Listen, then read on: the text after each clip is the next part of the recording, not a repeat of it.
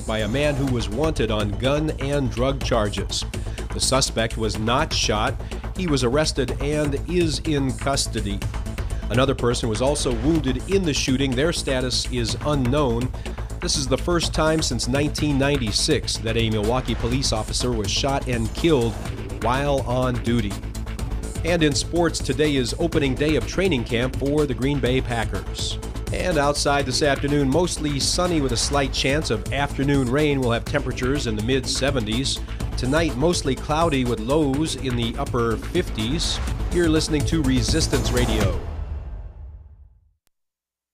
The following program is a presentation of DC Communications, LLC. Warning, you are about to listen to the greatest radio show ever. And due to contractual obligations and to shield our airwaves' corporate licensees from any semblance of liability, responsibility, and gullibility, we must tell you the views represented on this show are not necessarily those of this station or its management. This radio show contains differing points of view on current political topics, and due to the nature of its contents, it should be heard by everyone. Thank you for listening. 3, 2, 1. Now live from the heart of liberal Wisconsin, where the political party is just beginning, welcome to the Devil's Advocate Show. Best friends proving it's never personal, only politics. Please allow me to introduce myself. Now here are your hosts, Dom and Crute. Welcome to the Devil's Advocates Radio Show. Dominic, happy Thursday to you, buddy. Crudy, I like to look at it as Happy Friday Eve.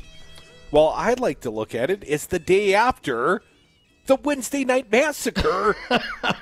Dom, you and I working late last night. You know, working late. Always as we working. often do. Always working. Crudy, it never stops.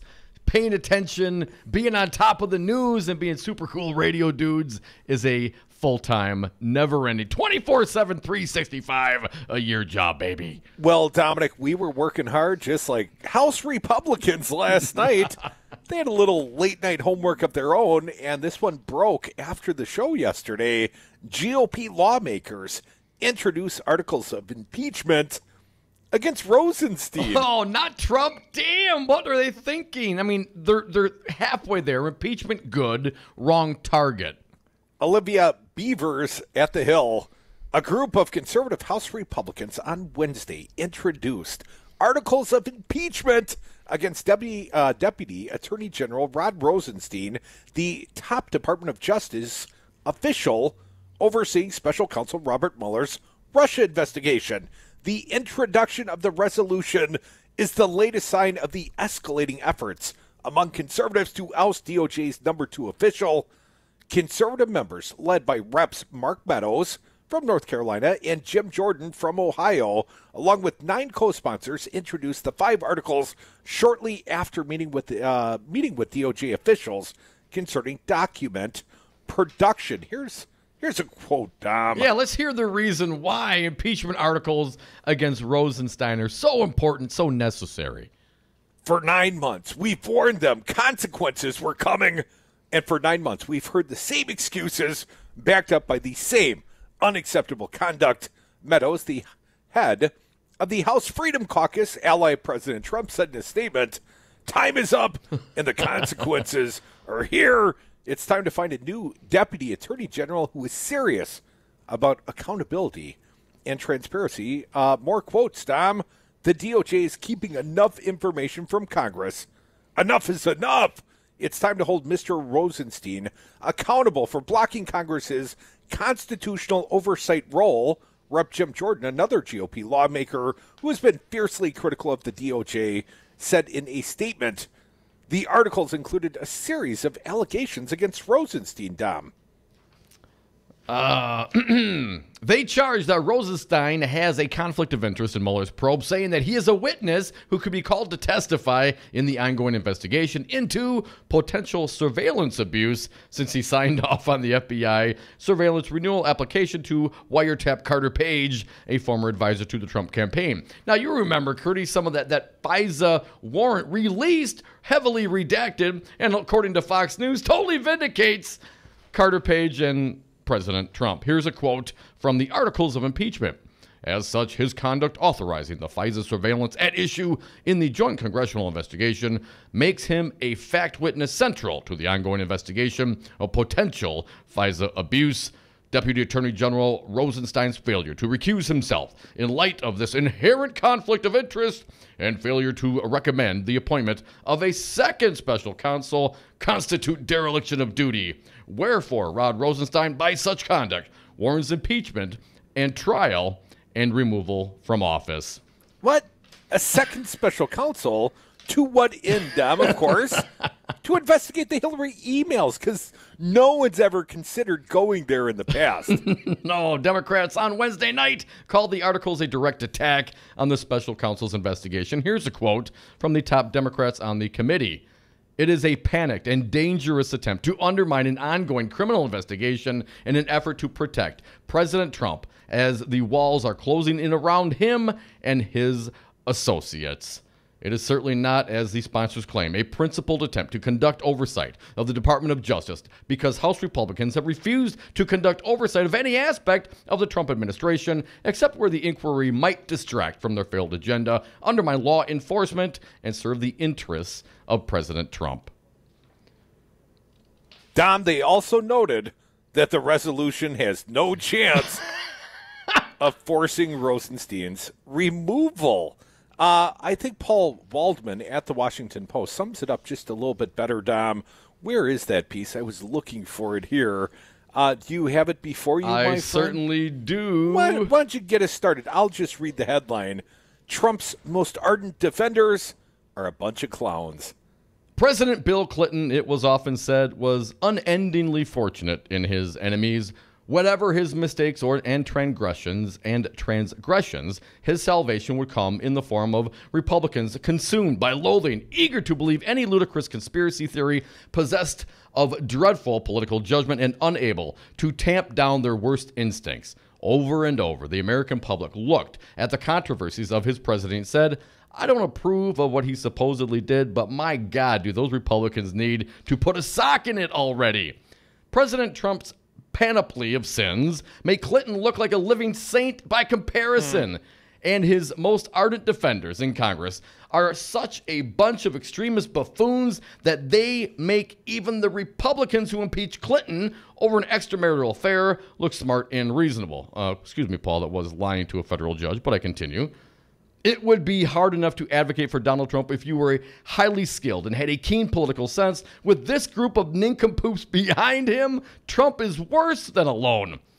You may think I'm being unfair to these committed public servants, but let's take a look at their latest antics. I'll start it off, Crudy. Conservative lawmakers on Wednesday introduced a resolution calling for the impeachment, as we said, of Assistant Attorney General Rod Rosenstein in a move that marks a dramatic escalation in the battle over special counsel investigation into Russian interference in the 2016 election. The efforts, led by Reps Mark Meadows and Jim Jordan, also sets up a showdown with House Republican leaders who have distanced themselves from calls to remove Rosenstein from office. But Meadows and Jordan stopped short of forcing an immediate vote on the measure, sparing Republican lawmakers, for now, from a potential dilemma. Let's pause there for just a minute, Crudy. Why go through this entire effort, Meadows and Jordan, if you're not going to force it? And you're just playing political. What are you doing? Kabuki theater, I tell you. And certainly, as the former article that we read from noted, and we didn't get to that particular parts. Former article of impeachment you referenced that? No, the Post piece. Paul Ryan. We have some sound of Paul Ryan. Yes, Paul Ryan and Trey Gowdy, two staunch Republican leaders in the House, not too keen on this idea. We have some sound from Paul Ryan. Let's play a little bit if you would, Fancy Brian. Do I support impeachment of Rod Rosenstein? No, I do not. I do not for a number of reasons. First, it takes... I don't think we should be cavalier with this process or with this term. And we have one more. Is that it? This is about as privileged as anything gets over there. It's one of the most privileged things that occurs in the Senate. And if this were to pass through the House, then what it would do is tie the Senate into knots. Wouldn't it really set a very, very low bar for impeachment? I mean, in my understanding from the reading I've done with the regarding the Attorney General and Department of Justice is that almost all the documents that have been requested have been turned over. One specifically has not, and it has to do with the actual details of those in Trump's circle who are, in fact, being investigated and what the charges are. No way should that be handed over to any sort of partisan group trying to look into these issues when an ongoing investigation is happening. Dominic, I don't see how Paul Ryan can act all holier than thou. He's allowed Devin Nunes to remain in his position with the gavel as head of what, the House Intelligence Committee?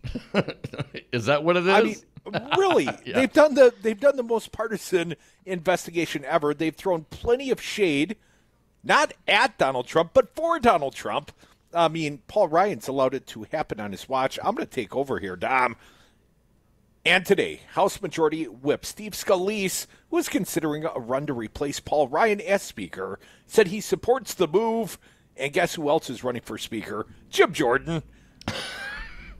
Just so it's clear, the real purpose of this farcical battle members of the House Freedom Caucus are having with Rosenstein is to offer a justification for Trump to fire him, whereupon he can install a lackey whom he would then order to fire Special Counsel Robert Mueller or to constrain Mueller's investigation.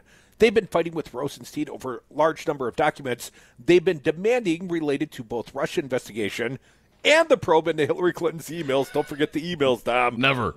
But as the Post story above notes, even as Rep. Trey Gowdy, the Inspector Jarvet of Benghazi, said he believed that the Justice Department officials were making progress towards complying with the subpoena and that impeaching Rosenstein would be a bad idea. We heard what Paul Ryan had to say earlier today. Ryan opposes this impeachment resolution not only because it's ridiculous, but also almost certainly because he knows how terrible it looks, especially when Republicans are trying to argue that if Democrats take the House, they'll do something crazy like impeach the president. Oh, no. But, Dom, to understand the effort to impeach Rosenstein in all of its harebrained majesty, you have to look at the document itself. Allow me to summarize its 5 articles. Dom, we'll get started here, maybe a couple, and then we'll take a break. A group of conservative House Republicans asked for a second special counsel to investigate the supposed FBI conspiracy against Donald Trump. Attorney General Jeff Sessions rejected their demand. Rod Rosenstein hasn't recused himself from investigating the supposed abuses the non-existent second special counsel would have investigated. Therefore, Rod Rosenstein must be impeached and removed from office. I'll do one more quickly. Article 2, Rosenstein hasn't produced documents Republicans have demanded in a timely enough fashion. Therefore, he must be impeached and removed from office. You are often tardy, Dom. Come on. Late homework got you impeached, I'm buddy, here you'd every day. be out of office. Every day at 3:06, getting ready to kick ass and take names here on the Devil's Advocates, man. I might be, a little more flexible in my schedule other times, but 3 to 6, it's right here with you, buddy. Well, more like 3:06 to 5:58-ish. Come back with us. We are the Devil's Advocates. Got a fine show today, including a fine candidate for Attorney General of the great state of Wisconsin. He is Josh Call. You knew we weren't talking about Brad Schimmel, right? No. Come back. Dom and Cruton, perhaps you on the phones as well. 844-967-2789.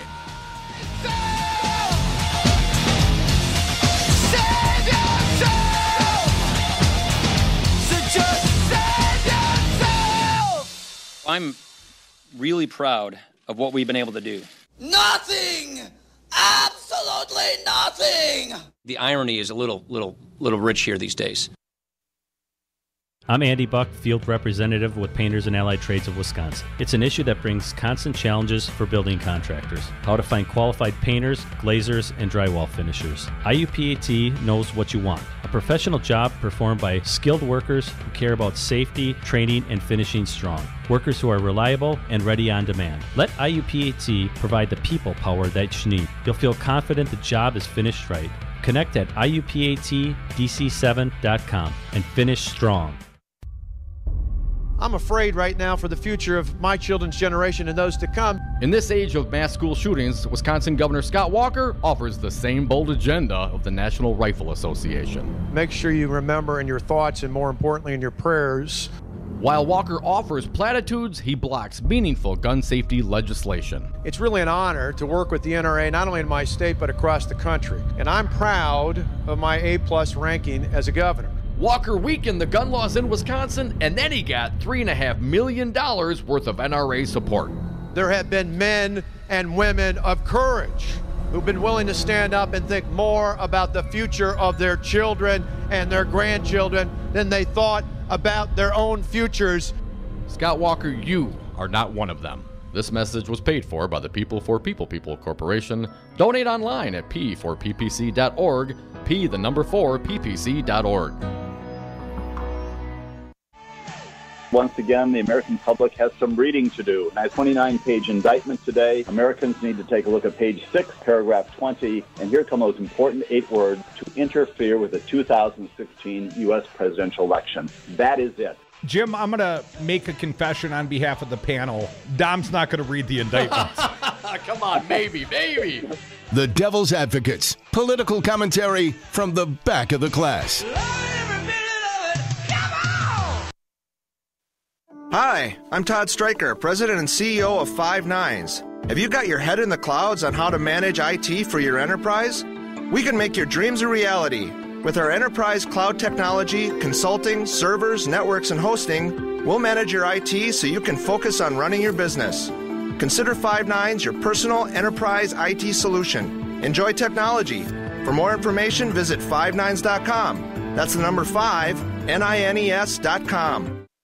Adopt US Kids presents Multiple Choice Parenting. You've messed up your daughter's haircut. Do you A, get spiritual? Mom, where's the mirror? Beauty is within. Oh. B, find the positives? Less time blow drying, more time texting? Or C, show empathy? Mom, you really don't have to. Twinsies. I kinda love it. You don't have to be perfect to be a perfect parent. Thousands of teens in foster care will love you just the same. For more information on adoption, visit adoptuskids.org. A message from the U.S. Department of Health and Human Services, Adopt U.S. Kids, and the Ad Council. 180 over 111, and I had a stroke. I couldn't speak or walk. This is high blood pressure. Get back on your plan. Go to loweryourhbp.org. Brought to you by the American Stroke Association, American Medical Association, and the Ad Council. This message is for all of you sitting in the passenger seat. And apologies if it gets a little uncomfortable, but how does it feel to be at the mercy of someone who thinks a random text is more important than your life? Someone who takes their eyes off the road while speeding along in a 3-ton hunk of steel. Freaky, right?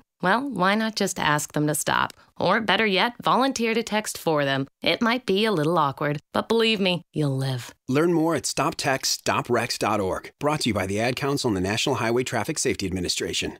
Join the resistance against dirty carpets. Call Zero Res Madison today for our summer special. Clean and sanitize 3 rooms for only $139. Call 608-848-9000 or schedule online at ZeroResMadison.com. Zero Res, spell it forward or backward, it's the right way to clean.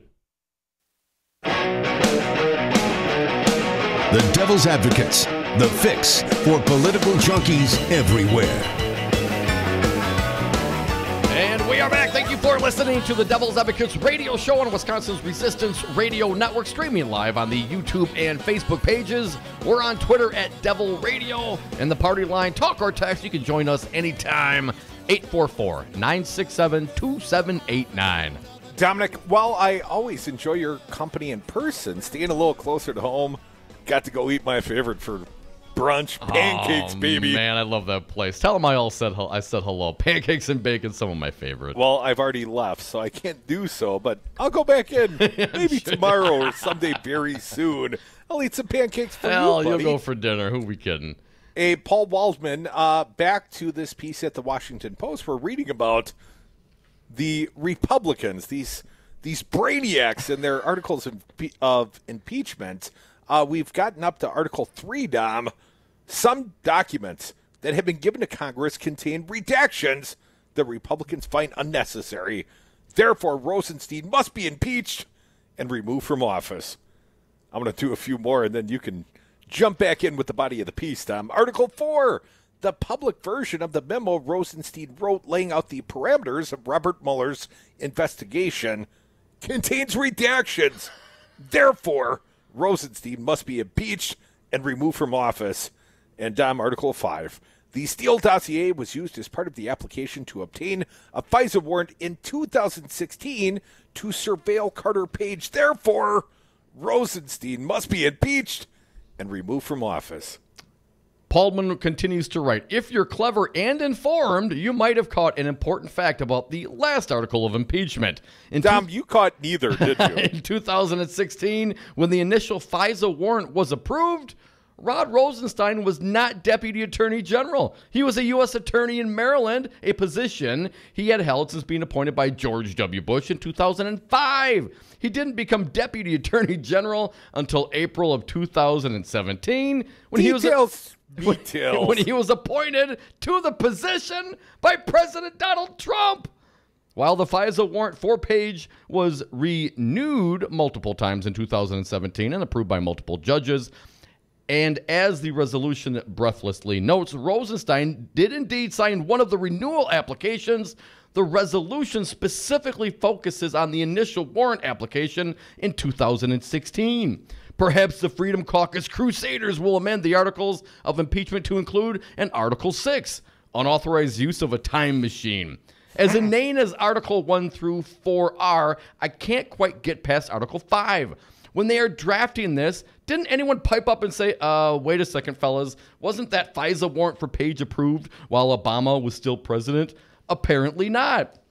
And this is hardly the first time the president's defenders in the House have said, oh boy, we really got Mueller now, only to beclown themselves in spectacular fashion. You may remember the Nunez memo, which they hyped for weeks as the definitive proof that the entire Mueller investigation was based on a lie, and which turned out to be a pathetic jumble of misleading assertions and absurdly tenuous arguments. It was such a dud that even many Republicans quickly distanced themselves from it. Then, when Republicans called FBI agent Peter Strzok to testify, they thought they'd finally discredit the Mueller investigation, but instead the hearing turned into a circus of ridiculous charges and shouted insult. By the end, Strzok looked like the most reasonable person in the room, and Republican members of Congress once again looked like utter buffoons. And when the FISA warrant for Page's surveillance was released publicly last week, the fantastical claims Republicans made about how unfair it was were even further discredited. If I were Trump, I'd be looking for more helpful friends. The problem seems to be that no one with any sense wants to make themselves into a Trump defender, not only because it's so hard to argue that an unprecedented attack on an American democracy should be investigated, but also because once you start defending Trump, who knows what you'll wind up having to humiliate yourself by publicly justifying. I'm not saying that you have to be an idiot to defend Trump. In fact, mounting such a defense with any degree of effectiveness would require an extraordinary nimble mind in addition to flexible morals, but maybe it isn't a coincidence that some of the biggest clowns in Washington are the ones most eager to stick up for him. Folks, we are the Devil's Advocates. That piece written by Paul Waldman. Quite good, I thought. Dom, yeah, I'll give you a B+ on the reading. That's pretty Come funny. back with us. You can join us on the phones, 844-967-2789. I'm not an expert on the facts yet. I'm getting there. Join the resistance against dirty carpets. Call Zero Res Madison today for our summer special. Clean and sanitize 3 rooms for only $139. Call 608-848-9000 or schedule online at ZeroResMadison.com. Zero Res, spell it forward or backward, it's the right way to clean. Donna from Louisiana. The storm just hit, and we went from donating to the food bank to needing it. Hunger is a story we can end. End it at feedingamerica.org. Brought to you by Feeding America and the Ad Council. Looking for a job worth talking about? Teaching is creative, collaborative, and intellectually challenging. See why teachers have better work stories at teachdfw.org and learn more about becoming a teacher. Brought to you by Teach and the Ad Council. 5 your local single-source IT solutions provider. Specializing in cloud technology, consulting, servers, networks, and hosting. We manage your IT so you can focus on running your business. Enjoy technology. Enjoy 59s.com. You are listening to Wisconsin's Resistance Radio Network. Believe me, there is no collusion. Believe me. Do you own a rental property, or would you like to partner with a rental investment team? Call the pros you can trust at CCL Management. Rental expertise second to none, a general contractor on staff to direct repairs and improvements, and real estate brokerage services tailored to the small investor. If you're ready to invest in rental property or just need professionals to manage your real estate portfolio, call us, CCL Management, at 608-833-0009 or visit us on the web at cclmanagement.com. Take a look under your bed. Find stuff under there? What about jobs? No? Now try your basement. There's a pair of overalls that overall you're not so into anymore. A perfectly good laptop that hasn't sat in your lap in months. And even more stuff, but still no jobs? Well, you really have both. See, stuff is defined as household articles considered as a group. Sometimes this stuff is no longer needed. Wait, no longer needed? That can't be right. Because remember those jobs you were looking for? Those are really needed, and they're the stuff inside your stuff. Even inside that winter coat that moved with you to Phoenix. Our job is to unlock those jobs, and it starts when you donate your stuff to your local Goodwill. Here's how we do it. When you donate to Goodwill, we sell your stuff to provide job training for people right here in your community. So just by teaming up with Goodwill, you help create jobs. And isn't that worth parting with the leftover keytar from your 80s cover band? Goodwill. Donate stuff, create jobs. Find your nearest donation center at goodwill.org. A message from Goodwill and the Ad Council. We got Mark Pocan live via phone. Mark, does Paul Ryan hate poor people? Oh, he hates poor people and middle-class people. I mean, I think when he was probably 5 years old playing with Play-Doh, trying to, adjust the taxes on Play-Doh. So, to be fair, I think he's doing what he always said he was going to do. It's just no one actually believed he was either that cruel, evil, or dumb to do it. The Devil's Advocates, weekday afternoons on 1510 a.m., Wisconsin's Resistance Radio. For Wisconsin's Resistance Radio Network, I'm Stu Daniels with your headlines. A federal judge in Madison has ordered the state to pay for transgender surgery for 2 Medicaid recipients. Wisconsin is one of just 10 states that deny Medicaid coverage of treatments for gender transition, according to the lawsuit. Yesterday, U.S. District Judge William Conley granted a preliminary injunction barring enforcement of the rule. He said the plaintiffs showed a reasonable likelihood of prevailing on their claims. And in sports, the Brewers lost to the Nationals yesterday 7-3. They now head out west for a 4-game series with the Giants starting tonight. And outside this afternoon, mostly sunny with a slight chance of afternoon rain. We'll have temperatures in the mid-70s. Tonight, mostly cloudy with lows in the upper 50s. You're listening to Wisconsin's Resistance Radio Network.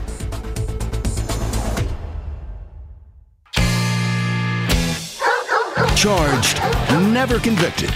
Dom and Groot are the Devil's Advocates.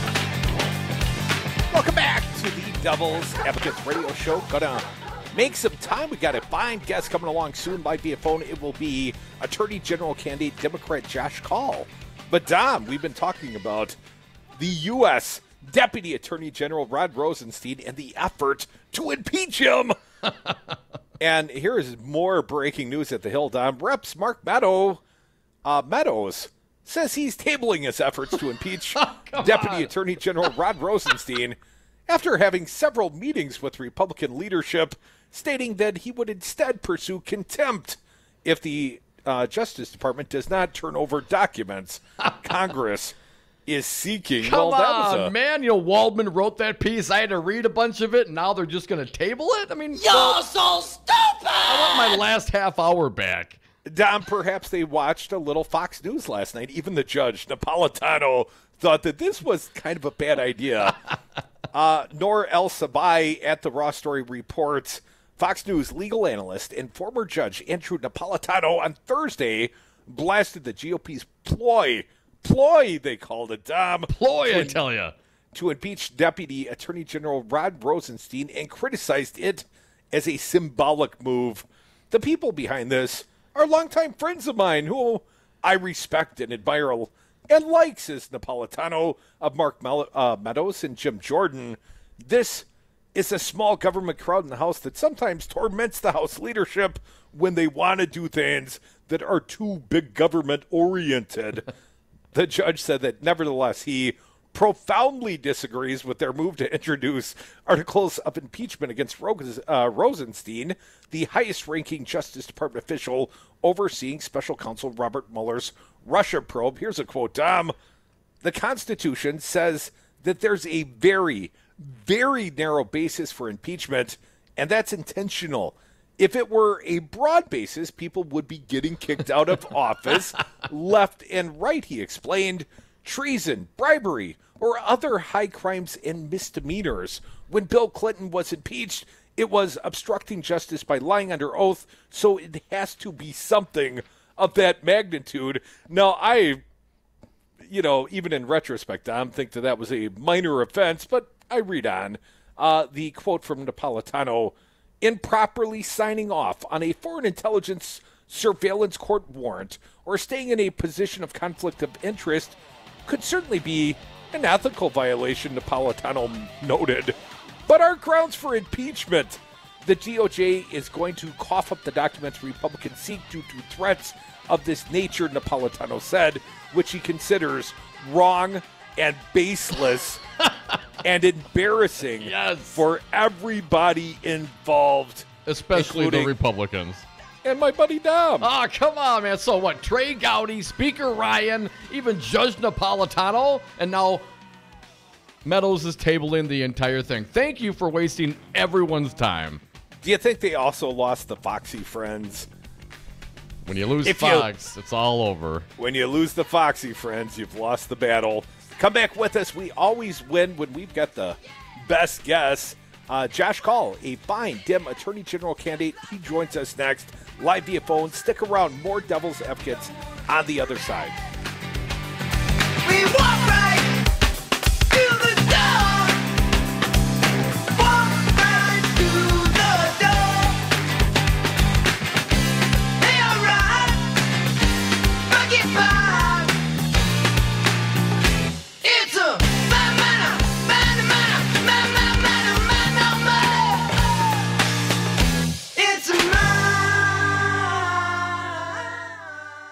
I don't want to beat a dead horse. My party is going bat crazy.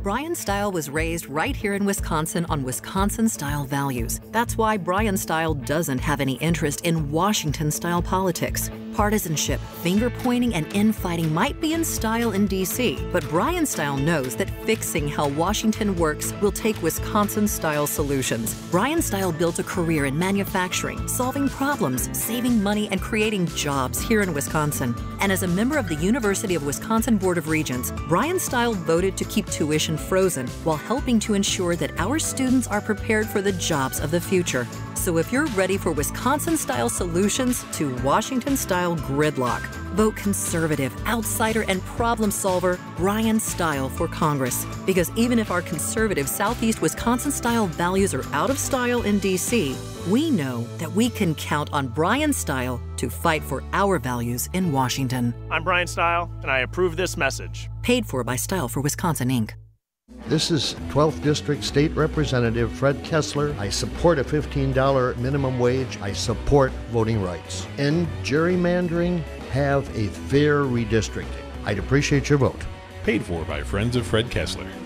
Did you know you can take Wisconsin's Resistance Radio anywhere? Check us out on the TuneIn app under WRRD. I'll help you out. Hey Alexa, play WRRD on the TuneIn app. You're welcome, everyone, and thank you for listening to Wisconsin's Resistance Radio Network. It's a lot easier to measure how many times students use a semicolon correctly in an essay. Educated educators talking education. Than it is to measure how many wonderful ideas are in that essay. Busted Pencils. There is no teacher shortage. With Dr. Tim Slecker. There is a teacher exit. Featuring Matt Damon's mom. You want to know what my mom would say? We've had an intrusion into education. Busted Pencils Radio. Saturdays at 11 on Resistance Radio. Brad Zog, owner of Zero Res Madison, resisting dirty carpets and harsh chemicals. Brad, why should people use Zero Res Madison? Why wouldn't you clean your carpets like this? We're not using any soaps. We're not using any chemicals. We cost about the same as the other guys. You look at it and you go, where's the downside? You got a completely green clean. That's awesome. We guarantee it. There's no downside. There's no downside. Use Zero Res. Call Zero Res today. 608-848-9000. Zero Res. Spell it forward or backward. It's the right way to clean.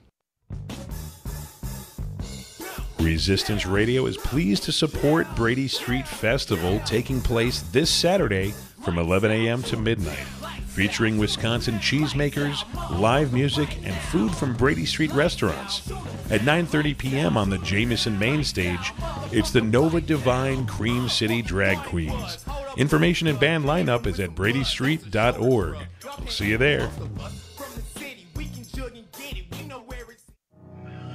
Milwaukee County. This is Ernell Lucas. Dr. King once said, the ultimate measure of a man is not where he stands in moments of comfort and convenience, but where he stands at times of challenge and controversy. It's not every day we find ourselves in situations that define our character, but I've had many. As a young police officer, I was shot in the face by an assailant, nearly making the ultimate sacrifice. I gathered the courage to return to duty because of my passion and commitment to serving and protecting our community. More recently, after the careless disregard for human life in the Milwaukee County Jail, I summoned the courage to stand up to a failed sheriff and his commanders. For over 40 years, I have stood watch over our community, keeping you safe and protecting our national pastime. On Tuesday, August 14, show your courage by standing with me to restore honor, integrity, and trust to the Sheriff's Office. I'm asking you to vote Ernell Lucas for Milwaukee County Sheriff, a leader with the courage to stand up for our community.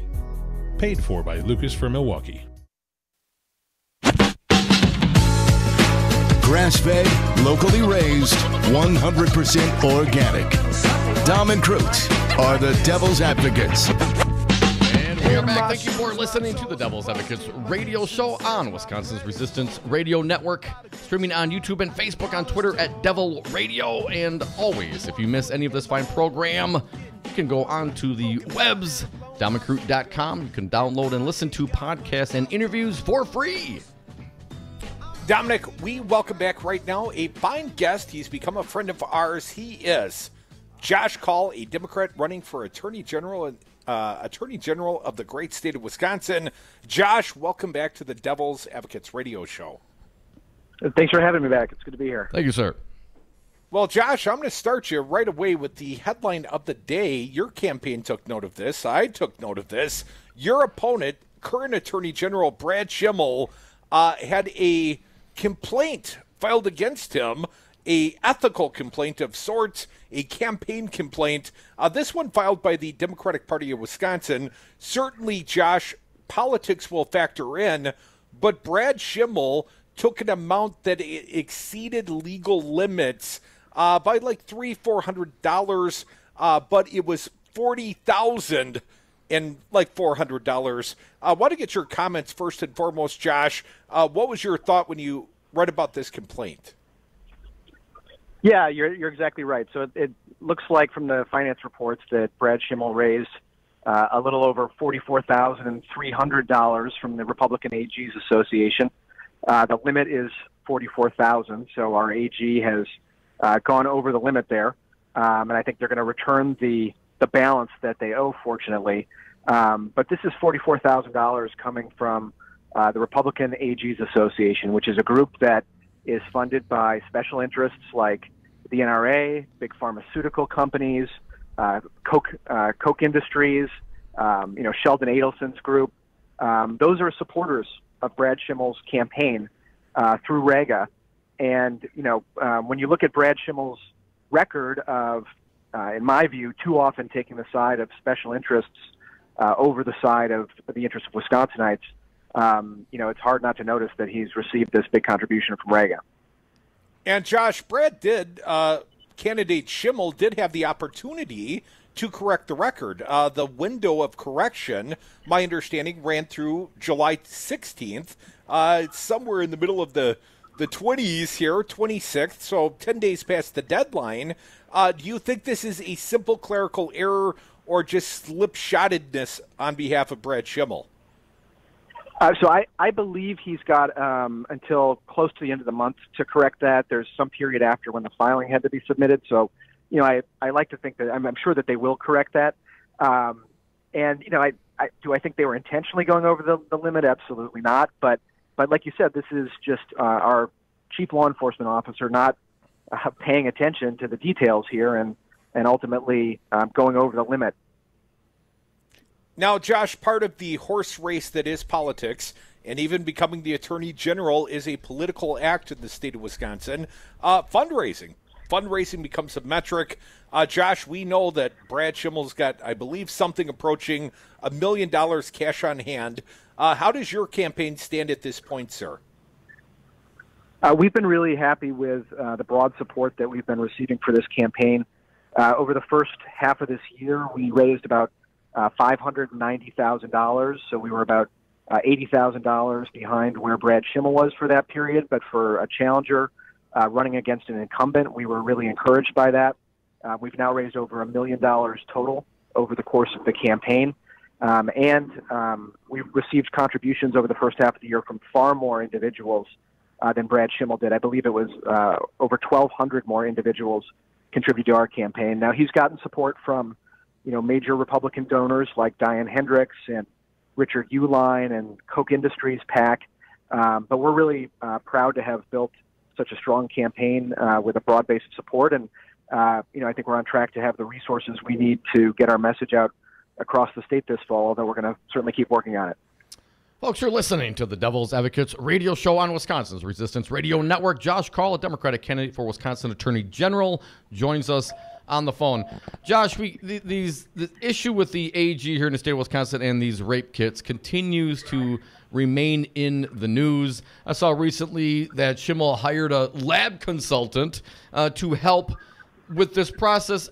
I could give him some advice, perhaps when you got the millions of dollars to begin with, you just start processing, hire people, and get it done. But now, we got to use state dollars to hire outside consultants to tell us to do our job. Josh, what's your take on this, and what would you do differently had you been in that role over the last couple of years? There are two issues here. One is the backlog of untested rape kits in the state. When Brad Schimmel took office in his first year, we received millions of dollars to test the backlog of untested kits, and there were a little over 4,000 kits that needed to be tested. And after he'd been in office for 2 years, only 9 of those kits had been tested. Testing still hasn't been completed on over half of the kits in the backlog. Schimmel said there were hundreds that had been tested when the number was 9. He claimed that there was no backlog at one point, which PolitiFact found to be pants on fire false. So eliminating that backlog should have been a priority for our AG as soon as he took office. So that's one of the issues. But then there's a second issue, which is that there have also been delays, increased delays in the testing of evidence at the state crime labs, and that includes increased delays in DNA testing, for example. The turnaround time has gone up, and that's where Schimmel's going to be bringing in this consultant. That's an issue we've been talking about for a while now on the campaign. And again, this is an issue where our AG, is responsible for overseeing the state crime labs and should have been on top of this issue. And, it's clear that our crime labs don't have the resources they need right now to keep up with the demand. So, he should have brought in more resources before, and we should have been working to address this problem sooner rather than, just a few months away from an election where we are now. Well, it seems like the current AG might be soft on crime. If you would bear with me, Josh, an AP story as reported in Urban Milwaukee, you mentioned some of these. Average turnaround time for DNA testing jumped from 43 days to 76 days. Turnaround time on gun testing jumps from 113 to 171 days. Turnaround time for tool mark analysis, 277 days to 511 days, even though submissions decreased. And, of course, turnaround time on drug testing almost doubled, 42 days to 80 days. Josh, is this simply a matter of priority, or is the current Attorney General doing other things that he should not be doing as in his role as Attorney General? I think you're right. I think this is a matter of priorities. I mean, first of all, and let's talk about what some of those stats mean in real terms. When evidence isn't coming back from the crime lab, that can slow down the process of a case moving forward. And so what it means is that justice is going to be delayed for some victims of crimes, and that some criminals who have committed crimes are going to it's going to take longer to prosecute them than it should.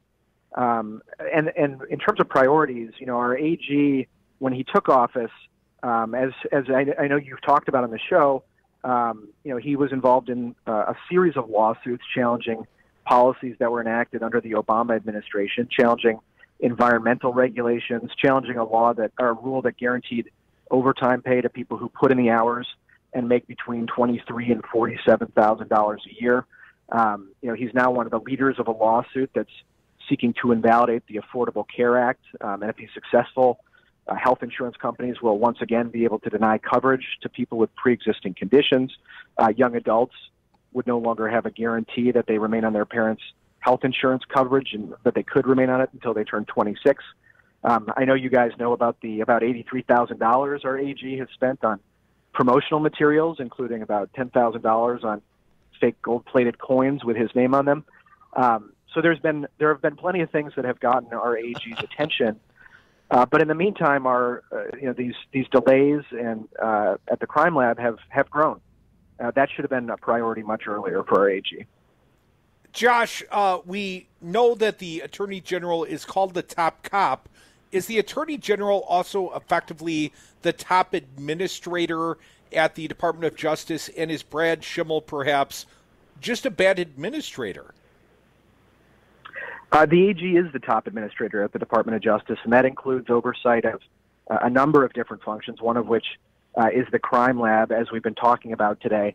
What I think is the bottom line is that my priorities and my values are different from those of our current AG. I mean, we talked about some of the things that he's done. I think, we need an AG who's going to do more to respond to the opioid epidemic and our growing meth problem.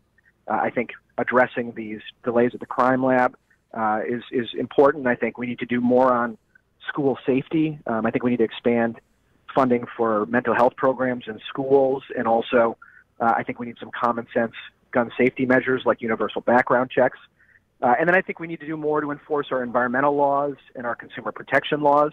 And I think our AG needs to be a watchdog for Wisconsinites so that if there is public corruption, we know that our AG is going to stand up for us. We know that our AG is going to make sure that Foxconn lives up to the terms of the deal that it has struck, and that if the Trump administration rolls back rights and protections for Wisconsinites and breaks the law in doing so, our AG is going to be an advocate for our interests. Folks, you are listening to the Devil's Advocates radio show. We got to find Dem. He is Attorney General candidate Josh Call live via phone. Josh, let's talk about a specific issue. School safety, obviously in response to some of the school shootings around the nation, the state of Wisconsin allocated $100 million for school safety. And the grants started going out. And I want to start with the question of allocation of the money. Josh, I see that a lot of these dollars were allocated to choice schools, not public schools. What do you think about the appropriateness of applying these grants for private school safety? So I have not looked at specifically how the allocation has worked. I think that my understanding is that the way that the grants have been issued is consistent with what the law is. And I think every student who's going to schools in Wisconsin should go to a school where they feel safe and where they are secure. But I think that we are, and I touched on this a minute ago, I think there are two areas where we could be doing more, and we need to be thinking longer term, I think, than we are. One is Brad Schimmel recently announced, we called it in early this month for more funding to be going to mental health programs in schools, and just recently Brad Schimmel announced that some more funding would be focused on that. So that was a good development from my perspective. But this is a one-time grant of funds, and we need over the long term to have funding that's going to support mental health programs in school. That includes more people with a mental health background, more counseling, and again, we need some common sense gun safety measures. As you're probably aware, my opponent suggested that we consider arming teachers. He's criticized gun-free school zones. I think those are both bad ideas. I think it's important that we keep our school zones gun-free, and that we not arm teachers and instead focus on things like universal background checks. Well, Josh, I don't want to hold you accountable. You've described the role perhaps as a litigator and administrator. I don't want to get down into the brass tacks of the dollars, but of the $100 million grant, there is a $45 million leftover, if you will. And I see that the proposal rolled out by Brad Schimmel is to train 10% of district teachers in advanced mental health issues. To my thought process, it would be easier to hire mental health. Here in the Badger State, we have our own expressions. When we're looking to go on vacation, we state, well, let's go up north. Hello, this is Tom Bennett, president of Teamsters Local 200. Here in the Badger State. I'm so sorry, Josh. Are you still there? I'm still here. I'm sorry, Gremlins or Gary in there. So the question, Josh, I guess, is the allocation of the remaining school safety dollars, about $45 million. Do you think it's proper to try and send out teachers and add to their already full plates, get 10% of teachers trained in some sort of mental health as a sidelight, or perhaps, sir, should we hire more mental health professionals that would be more permanent in the schools? Yeah, I agree with you. So this is the problem with the design of this one-time funding grant. Because it's a one-time injection of funds, you can't hire people for the long term because it's not a permanently funded. There's not permanent funding here. So the funds really, can't be used for what we need most, I think, which is, with respect to mental health, which is hiring people with a mental health background. So given that there are constraints about what can be done here, and I think it's appropriate to provide additional mental health treatment to teachers, but like you said, we need longer term funding so that we can hire people who are experts in this area. Folks, we want to thank our fine guest. He is Josh Kaul. He is a Democrat running for Attorney General. Josh, if people want to get involved in your campaign, give a few bucks, volunteer, or just find out more, how would they do so? They can go to our website, which is joshkaul, JOSHKAUL.org. Josh Kaul, we appreciate you calling in from the campaign trail, I guess, today. Thank you for doing so. Folks, we are the Devil's Advocates. We'll keep the phone lines open for you. Always toll free at 844-967-2789.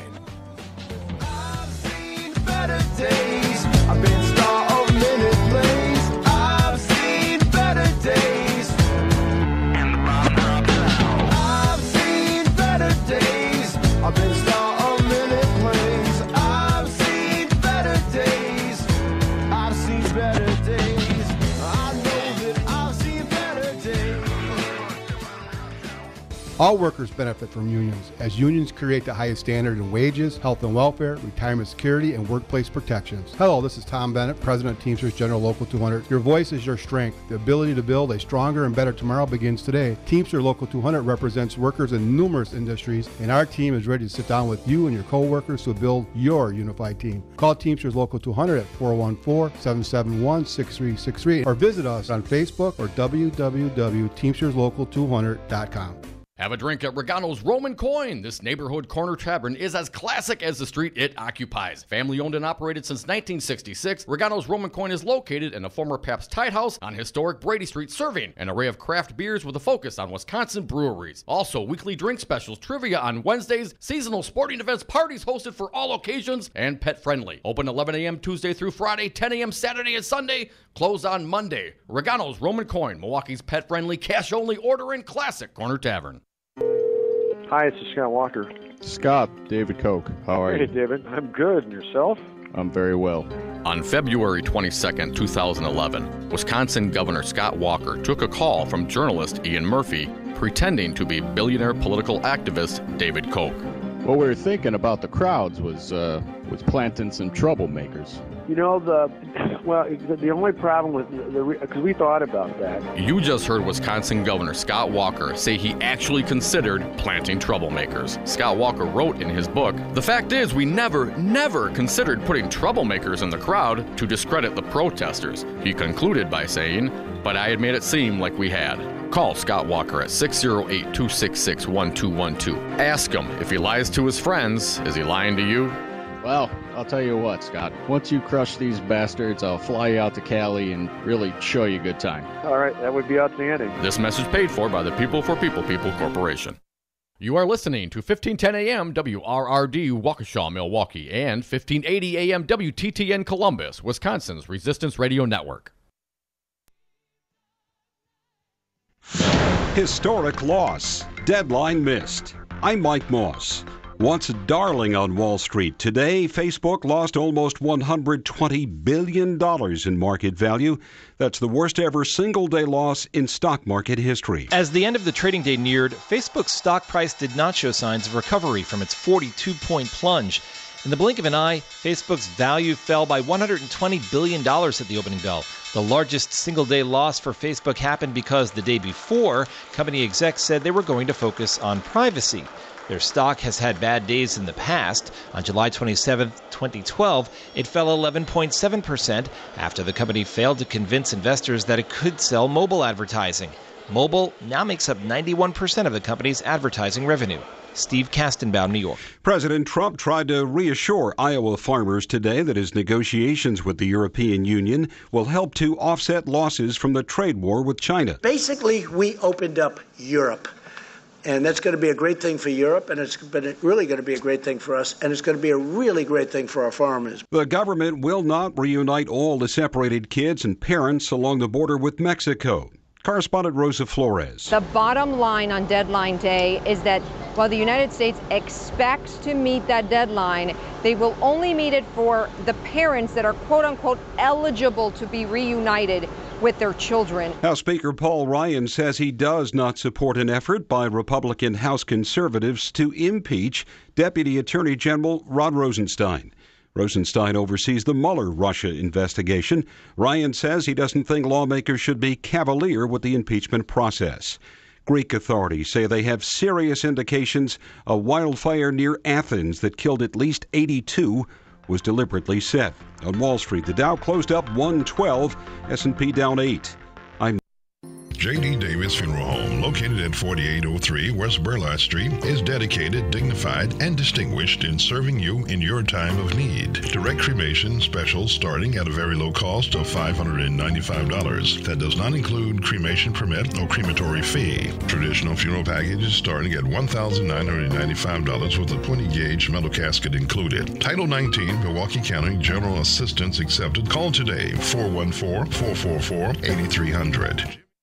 The Devil's Advocates. James Santel, he's a former U.S. attorney. He's our guest live on Brady. Once again, a pleasure to be with you, gentlemen, to talk about the latest news breaking as we speak. The FBI raided Michael Cohen, Trump's personal attorney, but once they got there, then they went back and got a more thorough warrant and said, we'll take everything. My first reaction is you need to teach criminal constitutional law. You've got it just right in terms of the process. They are kind of a big deal. This is a really big deal. All states. It's not just the United States seeing dangerous weather swings this summer. Britain is dealing with one of the hottest summers on record, with temps climbing toward 100 degrees Fahrenheit this week. A cross-party panel of lawmakers, while blaming climate change, is warning that most people are not prepared for this kind of deadly heat wave, which is likely to become even more of a threat in the future. The group says heat-related fatalities could triple to 7,000 a year within the next few decades, because homes and buildings in the historically mild British climate are built to keep heat in. I'm Jan Johnson. The Girl Scouts are making several changes in an effort to try to reverse a slide in membership and adjust to the times. The Girl Scouts recruited Queen Latifah to narrate a video featuring famous former Scouts, including Venus Williams and Katie Couric, and indulged in some bragging when former Girl Scout Meghan Markle married into the royal family. I'm Jesse Pica-Holz with Solidarity Realty. If you're looking for a home in Madison or Dane County, call me. I know Madison. I know homes. I'll protect your best interests. Call Solidarity Realty at 608-284-9311 or search solidarityrealty.com. I'm jumping in with my clothes on. Most party fouls are pretty dumb, but if you decide to drink and drive underage, you could lose your license and your freedom. Learn more at ultimatepartyfoul.org. Brought to you by the National Highway Traffic Safety Administration and the Ad Council. Psst, Steven. Who said that? Me, down here. Ugh, what are you, a yellow booger? I'm a banana slug, Steven. What are you doing in my room? I'm your sense of adventure. It's been a long time since we've had an adventure in the forest. Mom took me to the forest last year. I'm a slug, Steven. It took me a long time to get here. You're right. I should get out. Yeah, the forest is not that far away. Hey, Mom! Come to the forest where the more adventurous you lives. Check out discovertheforest.org for cool places nearby. Brought to you by the U.S. Forest Service and the Ad Council. For Wisconsin's Resistance Radio Network, I'm Stu Daniels with your headlines. Milwaukee Mayor Tom Barrett is asking residents of Milwaukee to pray for and respect Milwaukee police officers and their families after an officer was shot and killed yesterday near 28th and Wright. Condolences are pouring into the department from police forces around the area and across the state. The police officer was a 17-year veteran, and his name is expected to be released today. And the first band to play in the Milwaukee Bucks' new arena will be a hometown band. The Violent Femmes will open for the Killers in the arena's grand opening concert on September 4th. Tickets go on sale a week from tomorrow at 9 a.m. Tonight, mostly cloudy with lows in the upper 50s. Tomorrow, mostly sunny, a slight chance of afternoon rain in the Milwaukee area, highs in the mid-70s. You're listening to Resistance Radio. The following program is a presentation of DC Communications, LLC. Warning, you are about to listen to the greatest radio show ever. And due to contractual obligations and to shield our airwaves corporate licensees from any semblance of liability, responsibility, and gullibility, we must tell you the views represented on this show are not necessarily those of this station or its management. This radio show contains differing points of view on current political topics, and due to the nature of its contents, it should be heard by everyone. Thank you for listening. Now live from the heart of liberal Wisconsin, where the political party is just beginning, welcome to the Devil's Advocate Show. Best friends proving it's never personal, only politics. Please allow me to introduce myself. Now here are your hosts, Dom and Crute. Welcome back, hour 2 of the Devil's Advocates Radio Show. Dom, I want to start with a little Walker bashing. It's been so long. It's about time. Perhaps, and this can only be speculated on at this point, Dom. But is it possible that the Foxconn Corporation is in fact playing politics? Is it possible that these new innovation centers all around the state, Eau Claire in the Green Bay area, maybe they'd never get built? Maybe they're just propositions that give a little political cover to our gubernator, Scott Walker, or at least that's what the journalism and opinion piece of Bruce Murphy at the online daily Urban Milwaukee today. I guess Bruce is just speculating at this point, Dom, but let's jump in.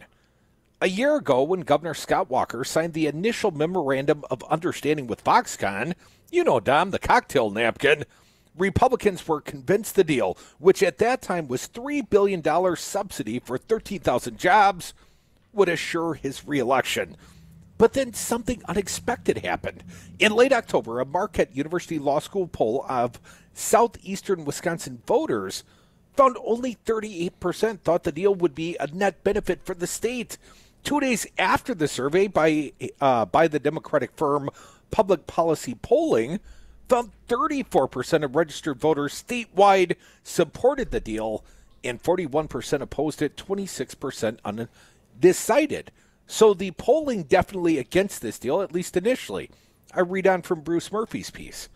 Suddenly, the deal Walker couldn't stop talking about was one he didn't want to mention, even omitting it from his re-election announcement speech. As MU Law School pollster Charles Franklin told the Wisconsin State Journal, And here's a quote, Dom.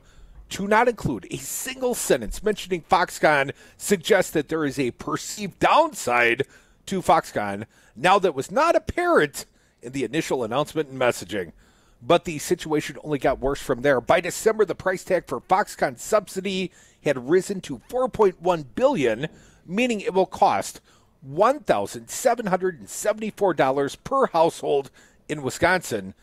That included $134 million for roads to the Foxconn plant. Money that was being siphoned from the transportation fund in a state that had the second worst roads in the nation. Walker badly needed some political cover on the issue, and Foxconn quickly came to the rescue with a well-timed announcement. In early February, the company announced it would be buying a 7-story building in downtown Milwaukee that would become its North American headquarters. The building would also be home to a new Wisconsin Valley Innovation Center that might help persuade all those naysayers in southeastern Wisconsin who didn't believe the deal would have any benefits for that region. But the news from the polls continued to be negative. The MU poll in March 2018 found that while 57% of registered voters statewide believed the Foxconn plant would benefit the greater Milwaukee area, only 25% felt the businesses where they live would benefit from the project. Fully 66% their local businesses said their local businesses would not benefit, Dominic. Clearly, Walker still needed help with this issue, and Foxconn was soon riding to the rescue. In June, Foxconn announced it would be buying a 6-story building in Green Bay to create another innovation center, which will employ more than 200 engineers. When this would happen wasn't specified. Later this year, quote-unquote, the company said. But Governor Walker was on hand to declare that this new center would extend Foxconn's footprint into northeastern Wisconsin. Foxconn representatives told the press the company wants to attract top talent from UW Green Bay, Northeast Wisconsin Technical College, St. Norbert's College, and other schools in the area. Why these graduates couldn't simply take a job at the Racine plant was unclear. But the political benefit was, as the Biz Times observed, operations in Green Bay also give the company a chance to improve the popularity of a project that the polling has shown the public is skeptical of. Less than 3 weeks later, on July 16th, Foxconn was back with yet another announcement. It would be opening another satellite in another part of the state. Yes, it would be another innovation center, this time in Eau Claire, that would hire 150 people and begin operations in early of 2019. This, Governor Walker promised, will keep graduates of UW Eau Claire, UW Stout, and Chippewa Valley Technical College in the area instead of leaving for other states. The Eau Claire Leader Telegram reported. So the graduates would rather leave the state than work at the Racine plant? ? The Green Bay operation was also being done to inspire innovative ideas and catalyze cutting-edge solutions from companies and entrepreneurs in the area, Foxconn CEO and founder Terry Goh declared. Whereas the Eau Claire operation was being done to inspire innovative ideas, attract talent, catalyze cutting-edge technologies in the area, as Alan Young, Foxconn's director of U.S. Strategic Initiatives, declared. Yes, it's a word-for-word repeat. Maybe the company needs to attract and catalyze more PR writers. All of which left me with some questions for the company. What is the economic advantage for Foxconn having 3 different innovative centers spread around the state? And what is the company paying for these buildings in Green Bay and Eau Claire? And when will they be closing on the purchase? Will it be after the November election when Walker hopes to be reelected? Foxconn responded with a long email declining to disclose the purchase price on the buildings, their owners, or whether the purchase will occur before or after the November elections. Most of the email offered a description of why so many mini Foxconns are spreading across the state, and I must note their PR writing is getting better. Here's a quote. Having a presence in different parts of the state helps us recruit potential employees, strengthens our ability to collaborate with entrepreneurs and startup companies, and gives us more opportunities to find value-added suppliers who can contribute to the project's success, the company wrote. Not all the knowledge, expertise, talent, and suppliers that will be associated with our significant project and that are found in Wisconsin reside in the southeastern part of the state. No doubt there are potential employees and suppliers to be found in other parts of the state. But we are living in the age of plank roads and mule teams, or are these potential partners too shy to use computers, email, and cell phones, or simply drive along those highway connections to Foxconn's massive Racine campus that we taxpayers are financing? Why must the company instead create satellite connections all over Wisconsin in order to coax these elusive workers and companies from getting aboard the gravy train of the most publicly subsidized foreign company in American history? Given the massive subsidy Foxconn is getting, it can probably afford to throw a little money at Eau Claire and Green Bay, even if those satellite centers are completely unnecessary. And Foxconn has every incentive to ensure that Walker wins re-election, given that all 8 Democratic candidates for governor have condemned the deal, and one, Matt Flynn, has promised to fight the deal in court. Foxconn, moreover, has a long history of backing out of projects it announces. If it could go back out of his deals in India, Vietnam, Brazil, and Pennsylvania, why can't it walk away from Eau Claire and Green Bay? It can merely explain a couple of months after. Let me start this over. It can merely explain a couple months after the November election that economic conditions have changed, or that is having no problem getting suppliers and employers it needs for its Racine plant, so it won't need to those political outposts, innovation centers that helped reelect their generous benefactor. So that's Bruce Murphy with Dom's interpretive reading. But I'm down. I mean, when these came out, Crudy, I got to tell you, I had the same thought. Like, what? Why is that necessary? Well, first and foremost, are we not clear that every time the tab goes up that they're not simply handing more expense off to us, the Wisconsin taxpayers? So if indeed Foxconn wants to buy a building in Eau Claire and open an innovation center, if it's no loss to Foxconn, if all it is Foxconn, basically saying, Scott Walker, we need more money. Find more money, which he has continuously done as this deal gets better and better for Foxconn and worse for the taxpayers of the state of Wisconsin. But to think, Dom, are we being so skeptical that Foxconn and Scott Walker might be in some sort of political cahoots, and that indeed they have no intent whatsoever building these outward campuses around the state, which seemingly are in spots where Scott Walker could use some political cover?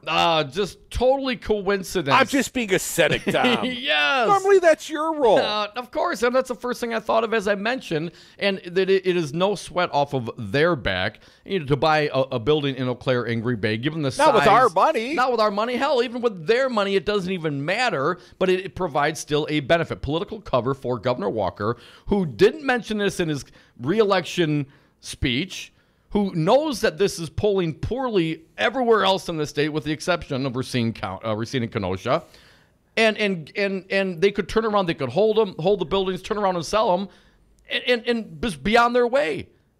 But wait until after the election. I mean, if they close on those and there are people in there before November, well, then maybe I wouldn't be so cynical. But knowing how Governor Walker works, knowing how Foxconn has been historically backing out of other deals, and I don't know why they'd back out of this one. They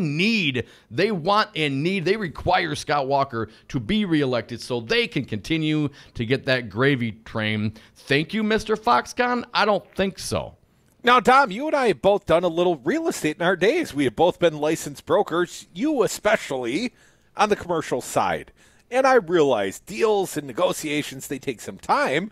But if these deals have already been consummated, Dom, why can't they close them and put the workers to work? I mean, even buying a radio station, inclusive of the transfer of an FCC license, well, that could happen in 90 days.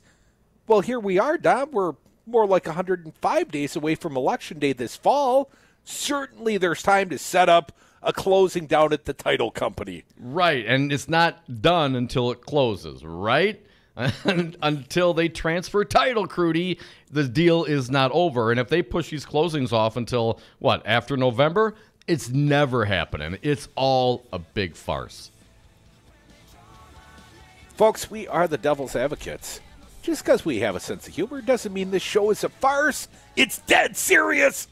And you can be a part of it. 844-967-2789. You know who's soliciting money, Dom? This might come as a shocker to you. I got another solicitation request from Scott Walker. Of course you did. And he's out merchandising again. Dom, you won't believe what the gubernator of the great state of Wisconsin is trying to pawn off on his shrewd, savvy consumers. I mean voters. They're selling junk at the Scott Walker store. You can get yours. We'll tell you all about it on the other side. We are the Devil's Advocates, and the phone lines, they're open here. 844-967-2789.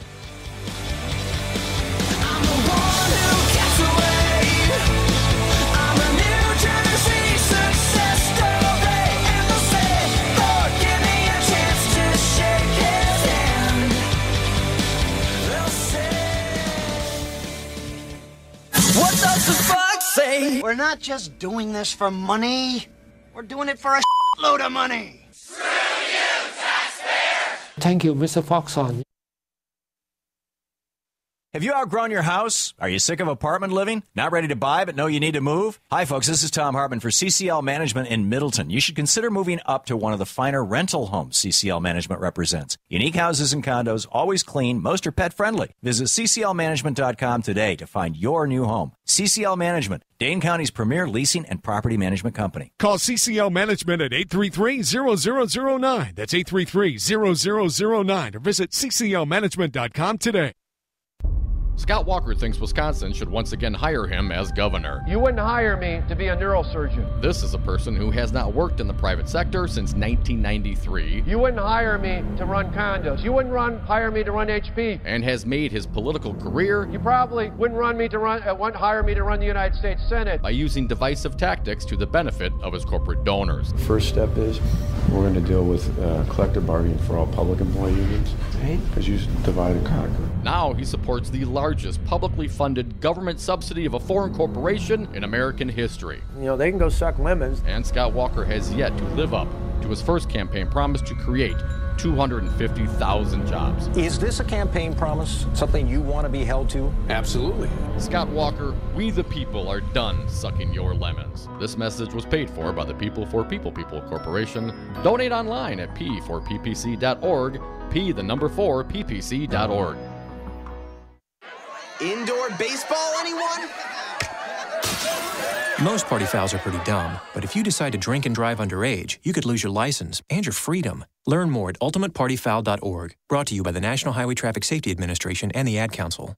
Join the resistance against dirty carpets. Call Zero Res Madison today for our summer special. Clean and sanitize 3 rooms for only $139. Call 608-848-9000 or schedule online at zeroresmadison.com. Zero Res, spell it forward or backward, it's the right way to clean. Hi, I'm Becky from Bounce Milwaukee, and I want to be the first to invite you to our newest attraction, axe throwing at Fling Milwaukee. Bring your friends, date, co-workers, or family to experience the rush of throwing axes at Milwaukee's first indoor throwing arena. Open 6 days a week for corporate team building, bachelor and bachelorette parties, date night, or just a fun night out. More information at flingmilwaukee.com or 414-312-4357. Hi, I'm Anton Capella. As Chief Technology Officer at Five Nines, I work hard to be a leader in my industry, and I know the challenges posed by changing technology. It's my priority to make sure your network is up over 99% of the time. There's no question, trying to manage your own business IT is risky, costly, and time-consuming. Don't let IT overwhelm you. Learn more about Five Nines at fivenines.com. That's the number 5, NINES.com. We are live outside the home of Joe and Rosie Goddard, where a pretty big tickle fight broke out just minutes ago. Sources say their father instigated the laughter. Let's go inside for a comment. Apparently, they have no comment. Dads, let this be a reminder that it only takes a moment to make a moment. Call 877-4DAD-411 or visit fatherhood.gov. Brought to you by the U.S. Department of Health and Human Services and the Ad Council. The Resistance is live 7 days a week here on 1510 AM WRRD, Wisconsin's Resistance Radio. Tune in Sundays for Meet the Press with Chuck Todd from 11 a.m. to noon. Then it's the Jeff Santos Show, kicking ass for the middle class from 12 to 3 p.m. And Citizen Action's Battleground Wisconsin rages from 3 to 4 p.m. Get your groove on with Stu Man PM, politics and music, 4 to 6 p.m. with Stu Daniels. Always streaming at newstalk1510am.com, Wisconsin's Resistance Radio.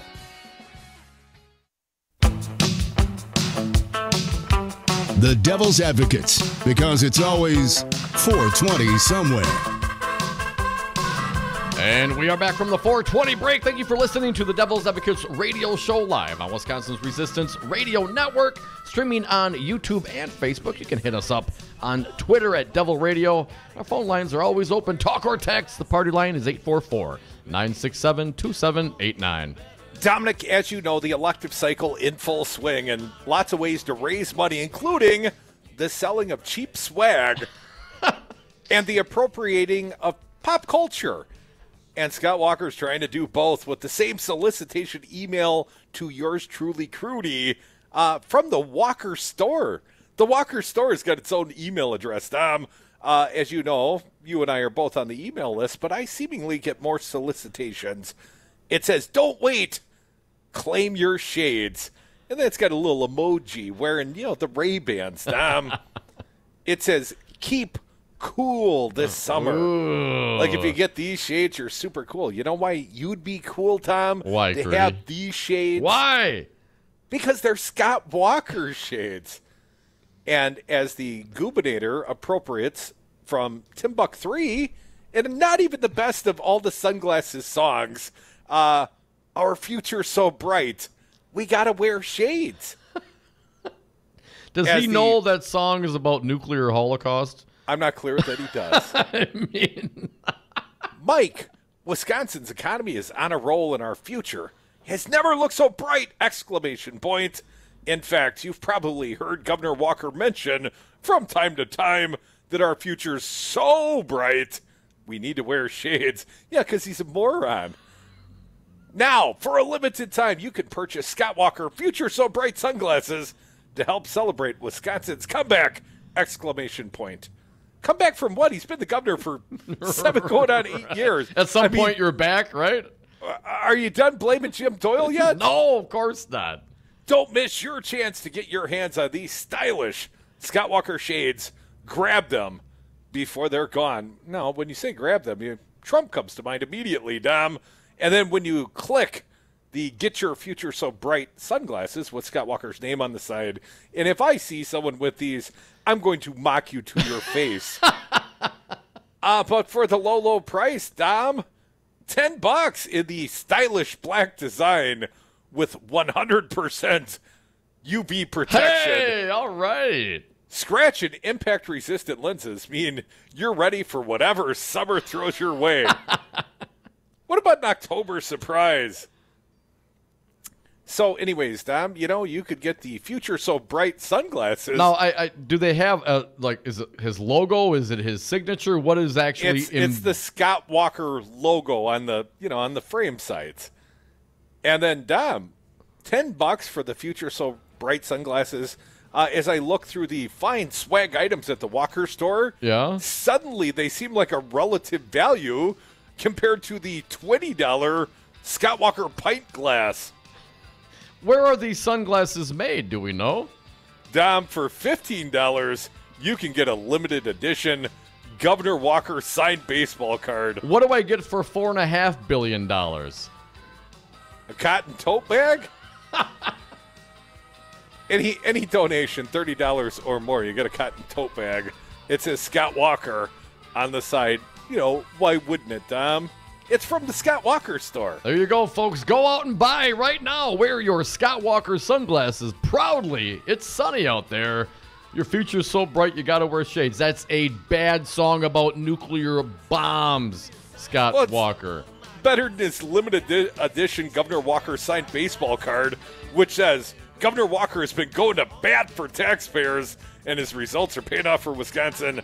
Commemorate his winning record. Winning with a limited edition signed baseball card. Come back with us. More Devil's Advocates on the other side. We're going to have some swag to give away to our fine audience. We'll tell you how you can get yours on the other side. More Devil's Advocates. Phone lines open. 844-967-2789. There's nobody that understands the horror of nuclear better than me. Fight Merchandising. Scott Walker. Everything you always wanted in a governor Join and the less. resistance against dirty carpets. Call Zero Res Madison today for our summer special. Clean and sanitize 3 rooms for only $139. Call 608-848-9000 or schedule online at zeroresmadison.com. Zero Res, spell it forward or backward, it's the right way to clean. You're not wired to have a response to this sound. But when we introduce a new stimulus, Save the Food, we're helping to stop food waste. Save the Food. For tips and recipes, visit savethefood.com. Brought to you by NRDC and the Ad Council. 180 over 111, and I had a stroke. I couldn't speak or walk. This is high blood pressure. Get back on your plan. Go to loweryourhbp.org. Brought to you by the American Stroke Association, American Medical Association, and the Ad Council. I'm Jesse Pika-Holz with Solidarity Realty. If you're looking for a home in Madison or Dane County, call me. I know Madison. I know homes. I'll protect your best interests. Call Solidarity Realty at 608-284-9311 or search solidarityrealty.com. Well, you are listening to Wisconsin's Resistance Radio Network. Ooh, I just felt a trickle down. No, I don't recall doing it. Milwaukee County, this is Ernell Lucas. How much longer must we wait to drive a freeway system free from reckless, intoxicated, and wrong-way drivers? How much longer will it take before we can enjoy a park system where our seniors can safely go for a walk and our young people can run and play? How much longer will it be before you are served by a sheriff's office that honors the dignity of every human being, including those detained in the jail? As your next Milwaukee County Sheriff, I will ensure your safety on our freeway system and in our parks. I will lead a sheriff's office that honors all human dignity and protects individual rights. On Tuesday, August 14, I am asking you to vote Ernell Lucas for Milwaukee County Sheriff. How much longer will it be before we build a strong and safe Milwaukee County? Not long. Paid for by Lucas for Milwaukee. Hello, it's me, the designer jeans in the back of your closet. What happened to us? I used to summer in the Hamptons, and now I'm stuck behind a pair of sweats. Okay, maybe I never really fit you right, but I got a lot more Sunday fun days left in me. So take me to Goodwill, where I can really make a difference. Your donations to Goodwill create jobs, training programs, and education assistance for people in your community. To find your nearest donation center, go to goodwill.org. Donate stuff. Create jobs. A message from Goodwill and the Ad Council. Hey everybody, I'm Daryl Ingram of News Talk 1510 WRRD, Wisconsin's Resistance Radio, and I am the Director of Advertising and Marketing. The pride of our independent stands runs deep in all that we do here at the station. The thing that I know for sure is that you can count on the quality and independent production of client advertising, mirroring the quality and independence of our fine programming here at News Talk 1510. To learn more, contact me at 414-335-0851 or via email at daryl@newstalk1510am.com. For Wisconsin's Resistance Radio Network, I'm Stu Daniels with your headlines. A Milwaukee man was among those who testified before Congress yesterday in an effort to get them to save the pensions of thousands of people. Kenneth Stribling is a retired Teamster who is covered by the Central States Pension Fund. That fund covers nearly 400,000 people across the nation, including about 23,000 people in Wisconsin. The Central States Pension Fund is expected to be insolvent by 2025 due to the deregulation of the trucking industry and the dwindling number of union members contributing to the fund. Tonight, mostly cloudy with lows in the upper 50s. Tomorrow, mostly sunny, a slight chance of afternoon rain in the Milwaukee area, highs in the mid-70s. And then for Saturday, mostly sunny with highs again in the mid-70s. You're listening to Wisconsin's Resistance Radio Network.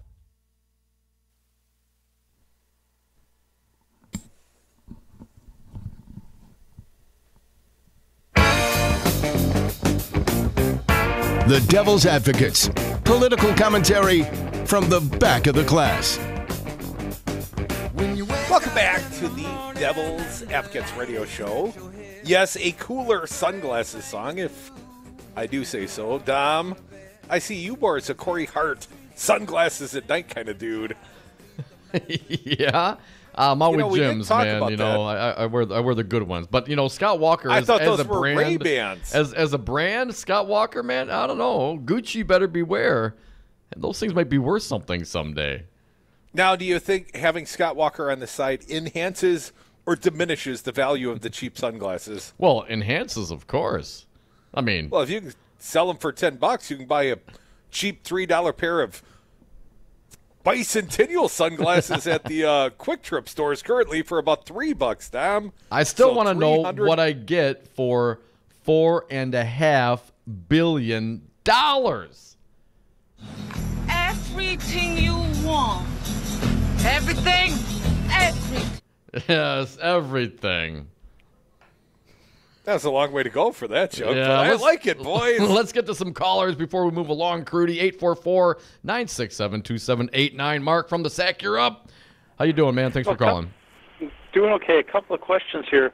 Did they bother checking with Pat McDonald of Timbuk 3 if they could use his, lyrics to hawk this particular piece of well, knowing crap? how Republicans are, Mark, they like to steal all those things. I mean, that's what they do.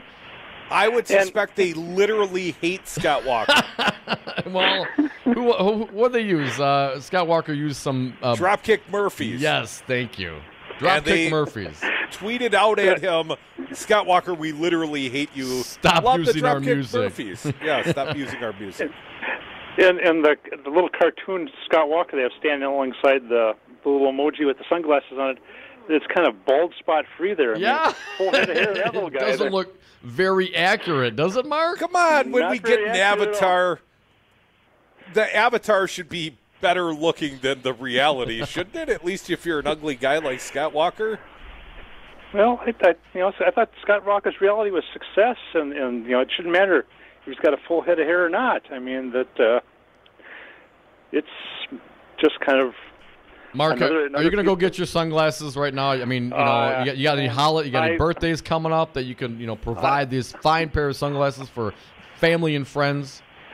I'd be ashamed to buy these for somebody. I mean Come on, keep their summer cool. Well, I'd probably go to Quick Trip and buy the bicentennial ones if it came to that. All right, man. Mark, thank you, sir. We always appreciate it. 844-967-2789. If you want to join our conversation, you could be like our pal, Wisco Paul. Hey, man, what's going on? Welcome back. Hey, as always, Devil, thanks for taking my call. I appreciate it. I have one quick question, and that's for both of you. Now that Kelda has supported legalization of marijuana, well, that pushed her over the finish line in the upcoming primary. You guys have a great day, and thanks for taking my call. All right, thank you, Paul. I don't think so. Not in and of itself, not exclusively as an issue, because, of course, Kelda doesn't stand alone on this issue.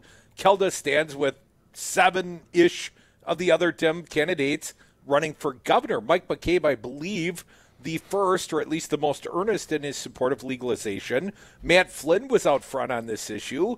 I know that Kelda is certainly advocating for legalization of marijuana. They all seemingly are basically down on this topic. I mean, Paul Soglin's got a few asterisks, and then there's Tony Evers, who kind of stands alone. He's advocating for legalized medical marijuana, Dom. Oh, my back. My arm, I think it's broken. But for us poor working schlubs that just need a break at the end of the day and don't want to go get all hopped up on the booze, well, I know you like to do them both, but for the rest of us that would like to choose one or the other and would like to have that on our, our a la carte menu, if you will, Tony Evers does not go quite far enough on this topic. I do see that more and more success getting advisory referendums all around the state. Yeah. I believe 7 counties have successfully put the question of legalized marijuana, be it medical or recreational, on November's ballot. I think that's smart and shrewd, and I think it favors the Dems. Now, Crudy, my memory sometimes fails me, but I think the first time that Matt Flynn came in and we did the interview with him, I didn't think he was totally down for the legalization. I think he went back and, studied it a little bit more. Oh, buddy, we pulled that whole field left.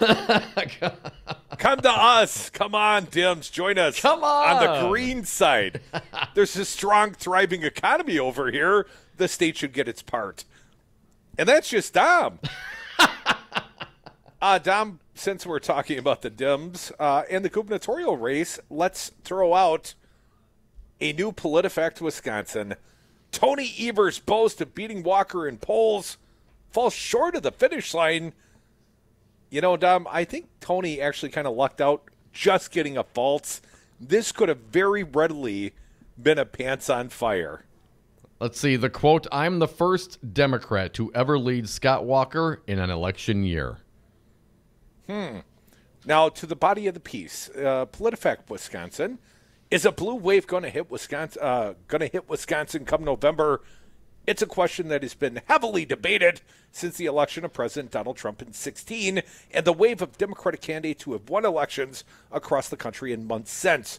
Republican Governor Scott Walker, who was first elected in 2010, at least as the governor, has warned about complacency and the prospect of Democrats winning the office in the fall. As the race of July is a still dense field of Democratic candidates challenging Walker, who withstood challenges by Democrats Tom Barrett in 2012 and Mary Burke in 2014, State Superintendent of Public Instruction Tony Evers has been leading the field of Democrats at the polls in a June 27th, 2018 campaign email made a claim we want to check. "I'm the first Democrat to ever lead Scott Walker in an election year." Is he right, asked PolitiFact. The Evers poll, Dom. When asked for backup, Evers' campaign team did not point to any independent polling that confirmed a lead over Walker. Well, that's a bad start, boys and girls. I read on. Instead, they pointed to an Evers Finance poll that was conducted from May 9th to 10th, 2018 by the privately owned Democratic polling firm Public Policy Polling. Those who participated in the automated telephone interviews were not informed of who paid for the poll, and Evers' campaign had nothing to do with the poll other than paying for it, said Jim Williams, an analyst with the firm. Respondents were asked if the election for governor were held today, and the candidates were Democratic Wisconsin Superintendent of Public Schools Tony Evers and Republican Governor Scott Walker, who would you vote for? The result of the Evers poll received, well, Tony Evers got 49%, while Walker had 45%, with 6% undecided. According to a news release regarding the poll, the firm questioned 644 registered voters in Wisconsin. The poll had a margin of error of nearly 4%, or roughly the same amount Evers led by, Dom. Of course, many campaigns do their own polling, though they typically only release results that offer the most positive spin. Meanwhile, the Marquette University Law School poll has done a set of head-to-head matchups between Walker and Evers, and Walker versus other candidates in June. The poll showed the opposite of what Evers' poll found. As of June, Walker led by a margin of 4%. 48 favored Walker, 44 favored Evers. Walker also led the rest of his potential opponents in head-to-head matchups. In the most recent poll, released July 18th, voters were not asked about direct matchups with Walker, but Evers led fellow Democratic contenders with 31% of voters choosing Evers. Still, about 38% said they did not know who they plan to vote for in the August primary, and it is not yet clear that he'll bode well against Walker if he does proceed to the November election. In the July poll, Walker's approval rating was 47%, with 45% disapproving. So the internal poll cited by Evers is at odds with the main public poll released during this cycle. But the main question is whether his claim holds up when looking at past Walker runs. I'm looking at the polls from past gubernatorial races. When asked to support his claim, the Evers campaign referred to the past Marquette Law School poll during Burke's run against Walker in 2014 and Barrett's run in 2012, as well as a New York Times compilation of independent pollsters regarding the 2010 election between Walker and Barrett. At the same time, the campaign sought to refine the original statement. Quote, I didn't know you could do that during a PolitiFact, Tom. There is no other proof of a Democratic candidate beating Scott Walker by 4 points in an election year, Maggie Gao, Evers' campaign manager, said in an email. Now, it may be true that no candidate was leading Walker by exactly 4 points, but there is evidence of other candidates pulling ahead in some polls, though not many if we look at some of the elections, Crudy. In 2010, a Marist poll that involved 811 registered voters in October of 2010, Barrett led Walker by 3 points, 44-41. The poll was performed by the Marist College Institute for Public Opinion, a survey research center in New York. This is the only instance Barrett pulled ahead of Walker during the election season. In 2012, February 2012 public policy polling of 900 registered voters, Barrett led Walker 49-46. Another Democratic candidate in the race at the same time, Kathleen Falk, also led Walker in the poll 48-47. Unlike the PPP survey Evers references in his claim, this poll was not paid for by any candidate in the race, and like the Evers PPP poll, those results are within the margin of error, 3.27%.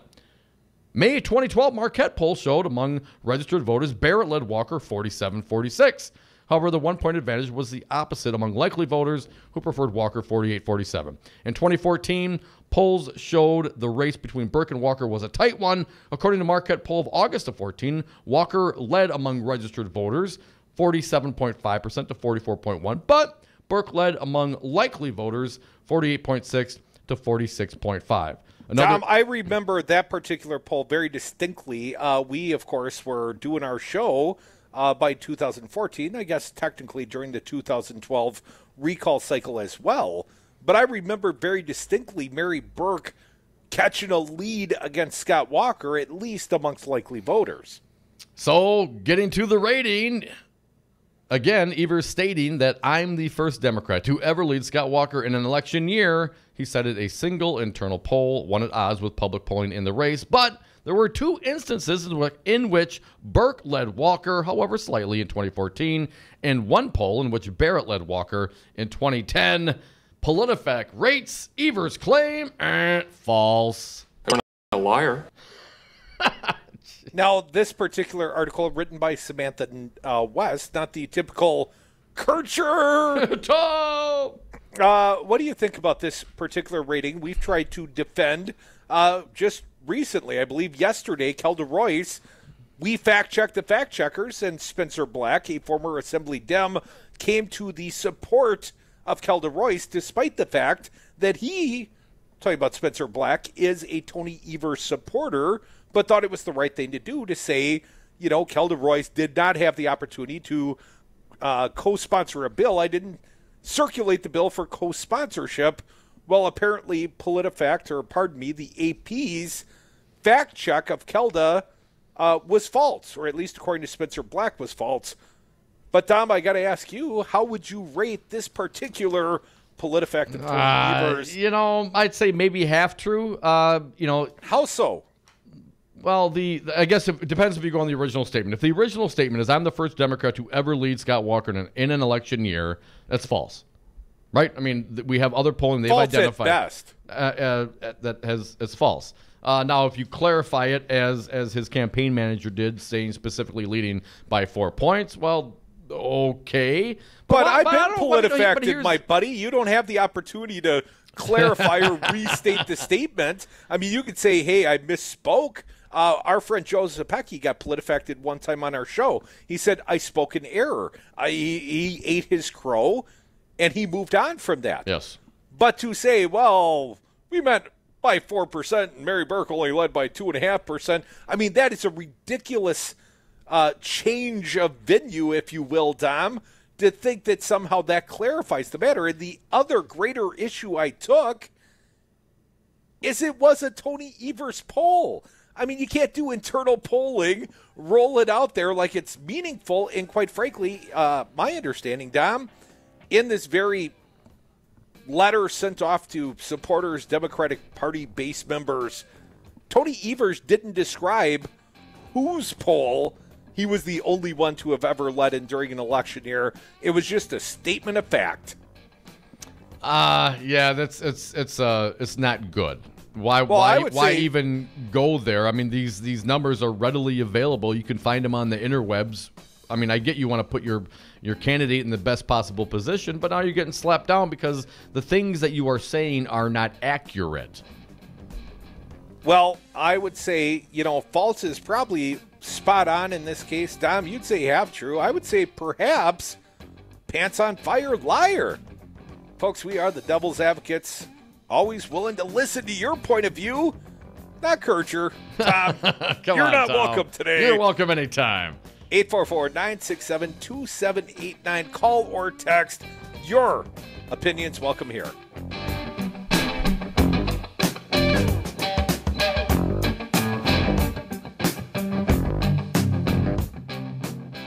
The number's probably 28, 29, as high as 35. In fact, I even heard recently 42%. So what I told you was true, from a certain point of view. Have a drink at Regano's Roman Coin. This neighborhood corner tavern is as classic as the street it occupies. Family owned and operated since 1966, Regano's Roman Coin is located in a former Pabst Tide House on historic Brady Street, serving an array of craft beers with a focus on Wisconsin breweries. Also, weekly drink specials, trivia on Wednesdays, seasonal sporting events, parties hosted for all occasions, and pet friendly. Open 11 a.m. Tuesday through Friday, 10 a.m. Saturday and Sunday, closed on Monday. Regano's Roman Coin, Milwaukee's pet friendly, cash only order and classic corner tavern. Jeff's Guitar Clinic is a multifaceted shop offering guitars, amplifiers, and all accessories, guitar lessons for all ages, and instrument repair of the highest quality. Jeff'sGuitar.com. I would like to thank you, President Trump. I also want to express my thanks to Governor Walker. Foxconn CEO Terry Goh is thankful to the Republicans who delivered his $4.5 billion in corporate welfare. Thank you to Foxconn. Scott Walker thanks the foreign corporation who received the largest corporate welfare subsidy in history. Thank you, Mr. President. What about thanking the hardworking Wisconsin taxpayers you saddled with a generation of debt for a project that may never be paid back? People should be rushing to me and patting my back and say, hey, thank you, Mr. Foxconn. Call Governor Scott Walker at 608-266-1212 and tell him no thank you to corporate welfare, no thank you to environmental rollbacks, no thank you to a project that may never be paid back, no thank you to Foxconn. This message was paid for by the People for People Corporation. Donate online at p4ppc.org, p4ppc.org. 5 your local single-source IT solutions provider, specializing in cloud technology, consulting, servers, networks, and hosting. We manage your IT so you can focus on running your business. Enjoy technology. Enjoy 59s.com.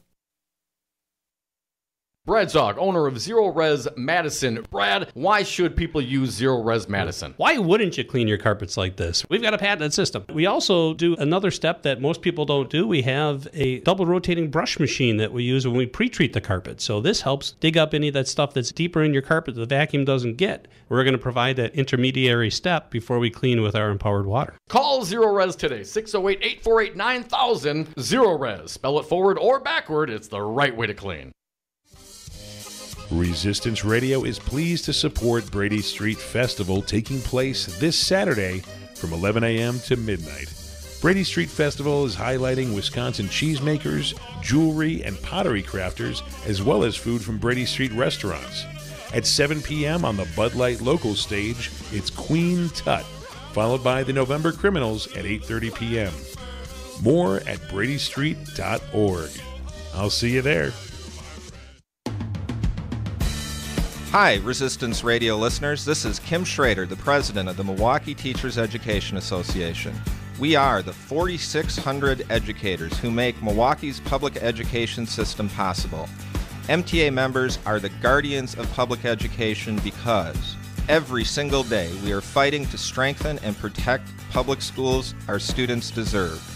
MTA educators are leading the fight in Milwaukee public schools for smaller class sizes, more recess, physical education, art, and music opportunities for every child in MPS. MTA educators are the champions for healthier school meals, positive discipline practices, equitable schools, and schools that partner with parents. MTA members are the guardians of public education, and we are proud to teach all children, regardless of their zip code. To To learn more, follow us on Facebook at the Milwaukee Teachers Education Association.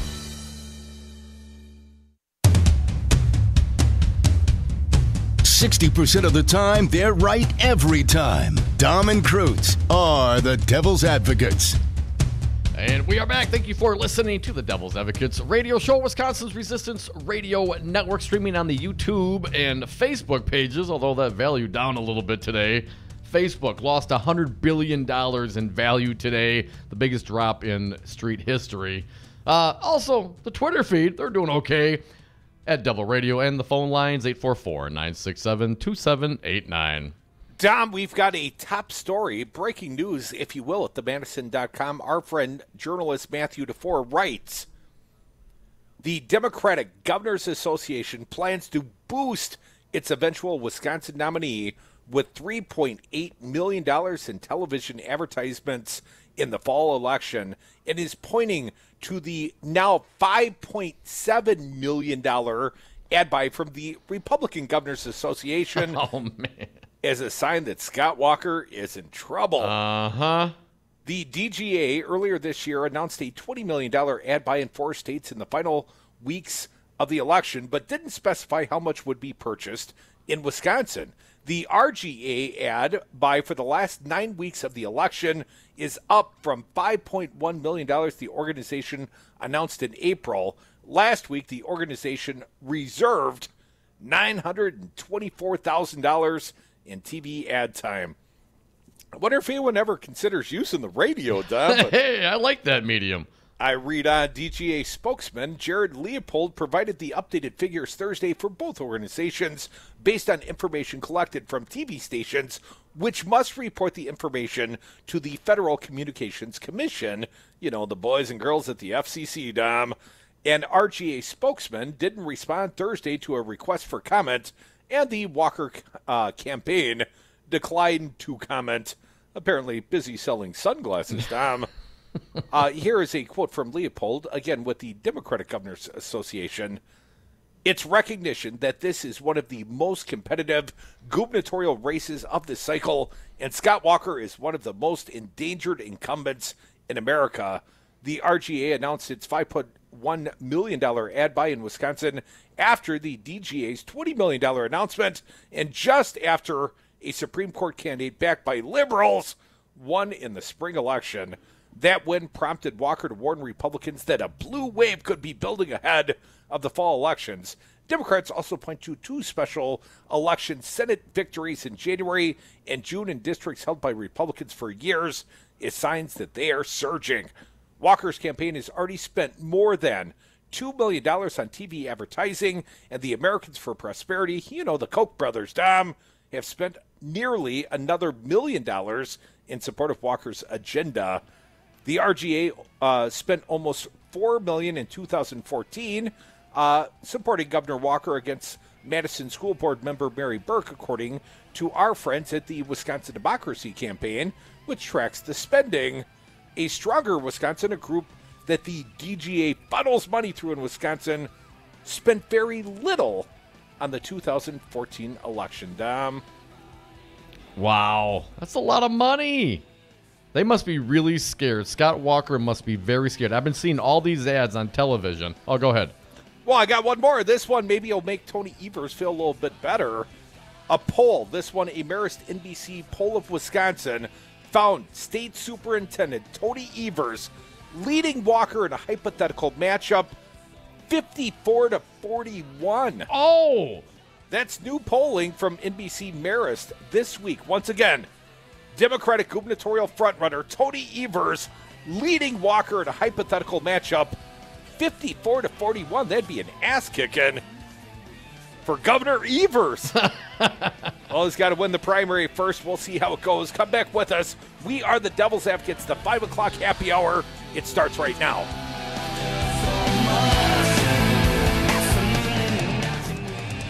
This station is now the ultimate power in the universe. I suggest the Democrats.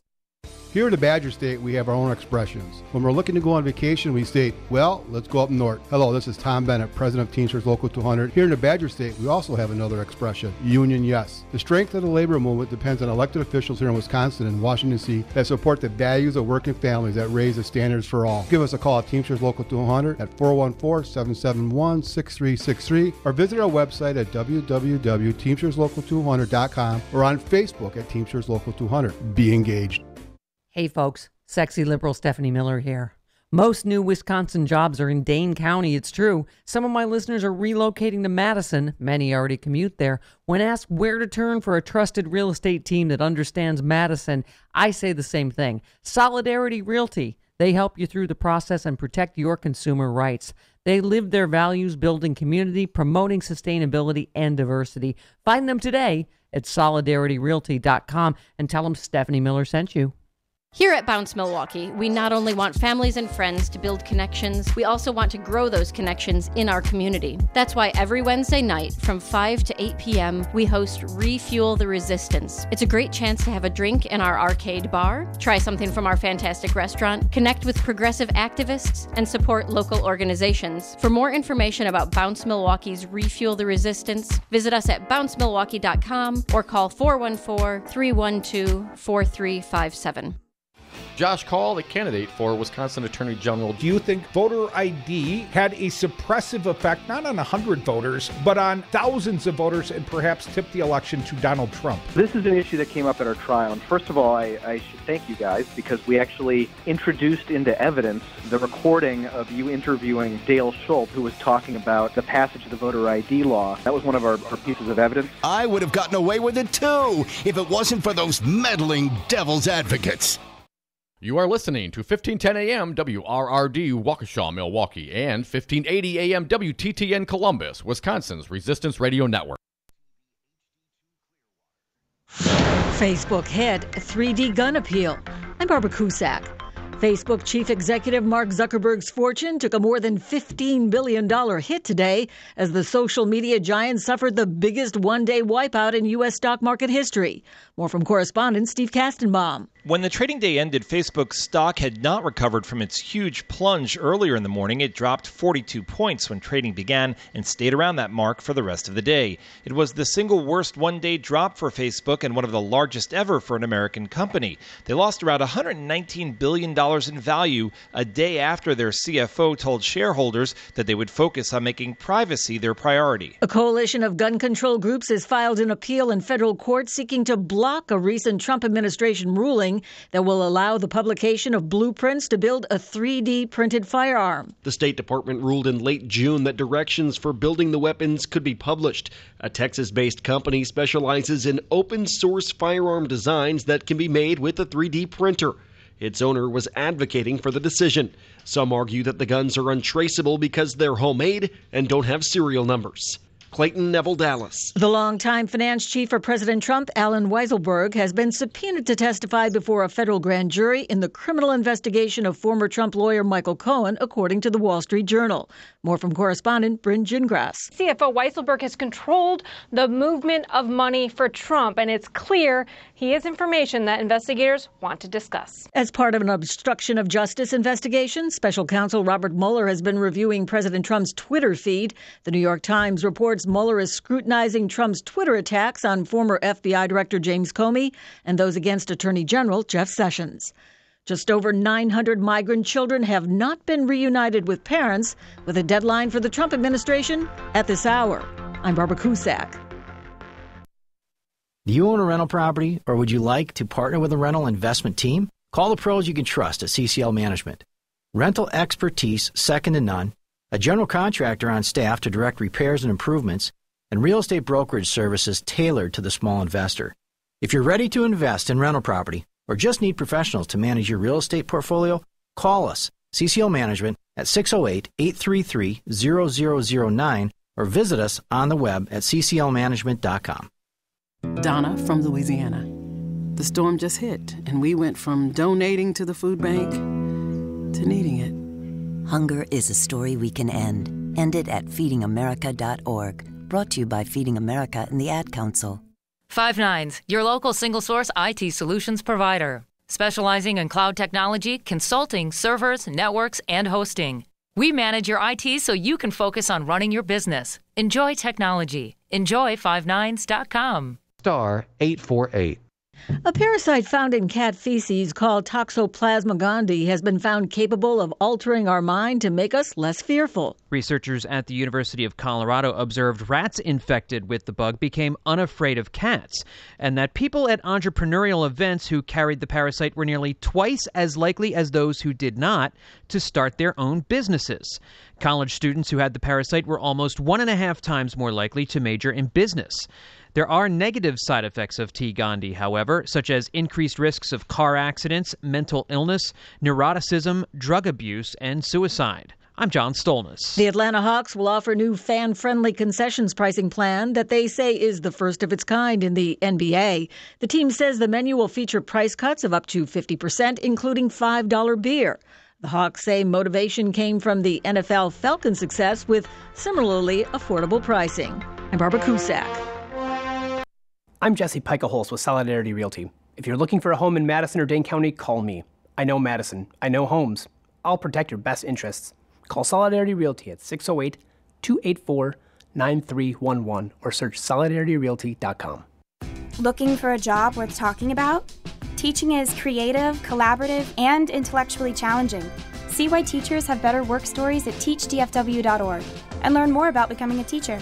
Brought to you by Teach and the Ad Council. The Resistance is live 7 days a week here on 1510 AM WRRD, Wisconsin's Resistance Radio. Tune in Saturdays for Busted Pencils, fully leaded education talk with Dr. Tim Slecker, 11 a.m. to noon. Then it's the voice of the voiceless, champion of the working class. Earl Ingram's Saturday show is live from 12 to 3 p.m. Then Right Meets Left with the Joel and Joe Costa Show. Republican State Rep Joel Clayfish and Democratic State Rep Joe Costa Zamaripa go toe-to-toe from 3 to 4. Always streaming at newstalk1510am.com, Wisconsin's Resistance Radio. For Wisconsin's Resistance Radio Network, I'm Stu Daniels with your headlines. The city of Milwaukee is in mourning today after a Milwaukee police officer was shot and killed yesterday. The name of the officer is expected to be released today. The 17-year veteran was shot near 28th and Wright by a man who was wanted on gun and drug charges. The suspect was not shot. He was arrested and is in custody. Another person was also wounded in the shooting. Their status is unknown. This is the first time since 1996 that a Milwaukee police officer was shot and killed while on duty. And in sports, today is opening day of training camp for the Green Bay Packers. And outside this afternoon, mostly sunny with a slight chance of afternoon rain. We'll have temperatures in the mid-70s. Tonight, mostly cloudy with lows in the upper 50s. You're listening to Resistance Radio.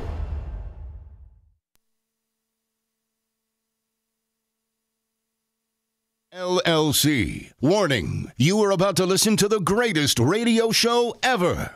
And due to contractual obligations and to shield our airwaves' corporate licensees from any semblance of liability, responsibility, and gullibility, we must tell you the views represented on this show are not necessarily those of this station or its management. This radio show contains differing points of view on current political topics, and due to the nature of its contents, it should be heard by everyone. Thank you for listening. 3, 2, 1.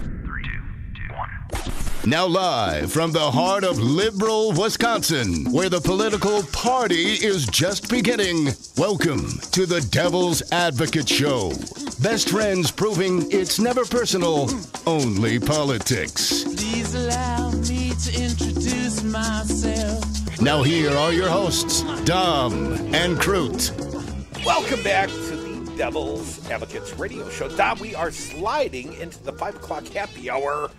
And if I were the Tony Evers campaign right about now, despite the bad PolitiFact Wisconsin, I'd be quite happy because the prior polling pales in the comparison with this newest startling polling. Dom, I am startled by the results of this poll. If this new NBC News Marist poll is anywhere close to being correct, Scott Walker's dead man walking. Here's what they said.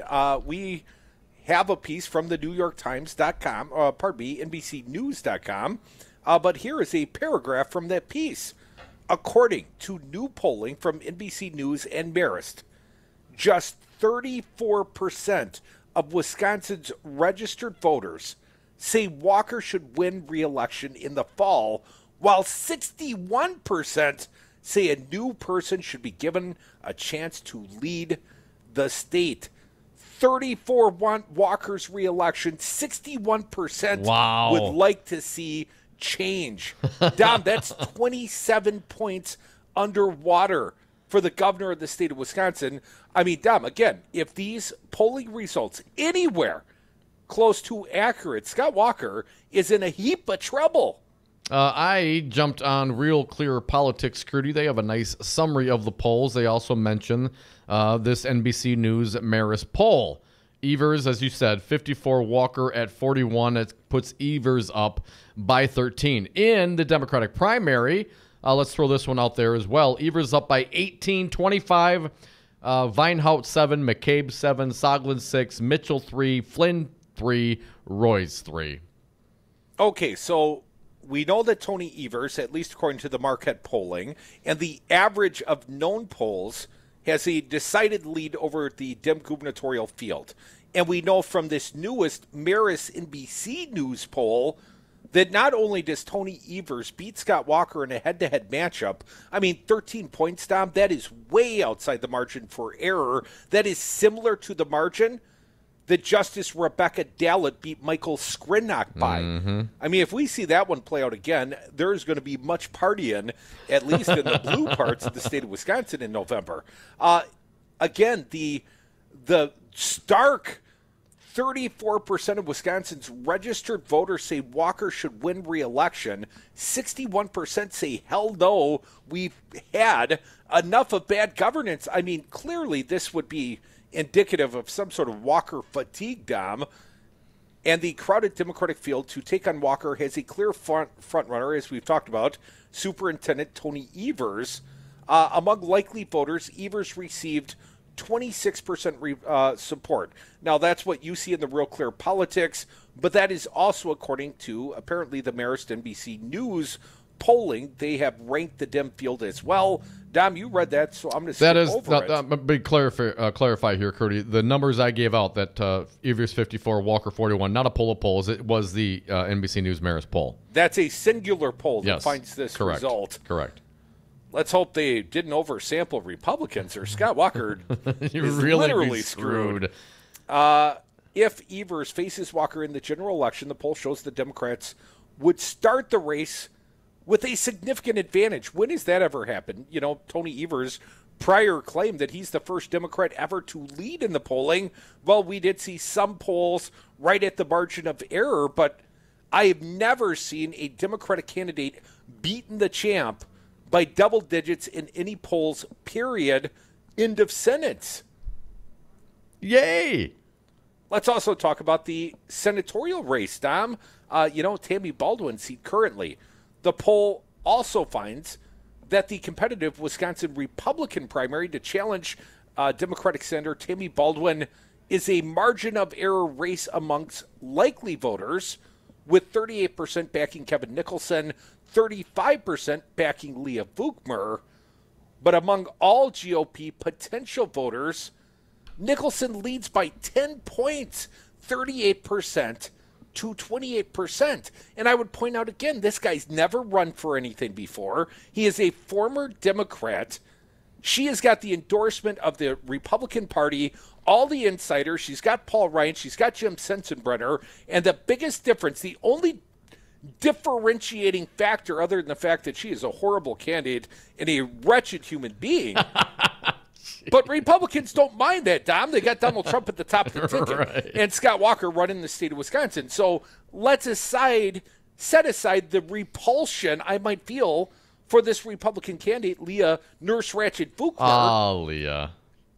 And how do you explain, Dominic, the 10-point lead by Kevin Nicholson's campaign?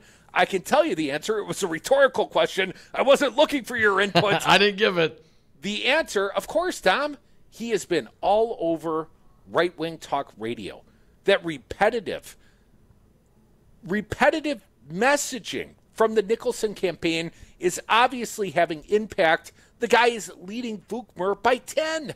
Also, according to the NBC News Marist poll, may not matter who comes out of that race, Nicholson or Vukmer, because they do a head-to-head with the current champ, Tammy Baldwin.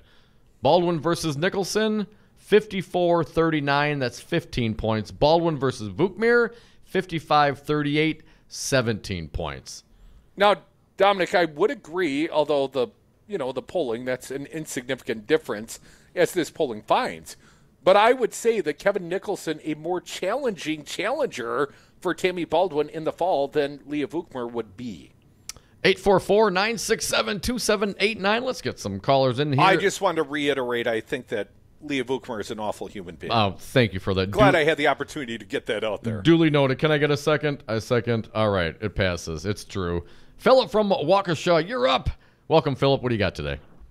Yeah, hey guys, a question and a comment. My first question is: has anyone put together and figured out how much the Foxconn loan or money giveaway is going to cost, like an individual taxpayer for the next 25 years? About $1,700. So much. Has anybody come up with anything like that yet? My understanding, sir, the most official count we've seen so far, about $1,775 per household. So if you're a family if you're a family of four, it's $1,700 for the household. So each individual in the state of Wisconsin, in that scenario, family of four, would be on the hook for roughly $400, $450. As a household, about $1,775 per household. As a state, the biggest tab I've seen so far, The Guardian, reports we're up to about $4.8 billion. Yeah, I think it's going to be over 5 pretty soon. I think it's going to keep going up. Every 3 or 4 it's going to go up. So you throw a couple more outstate innovation centers in, it's definitely going to be a higher tab.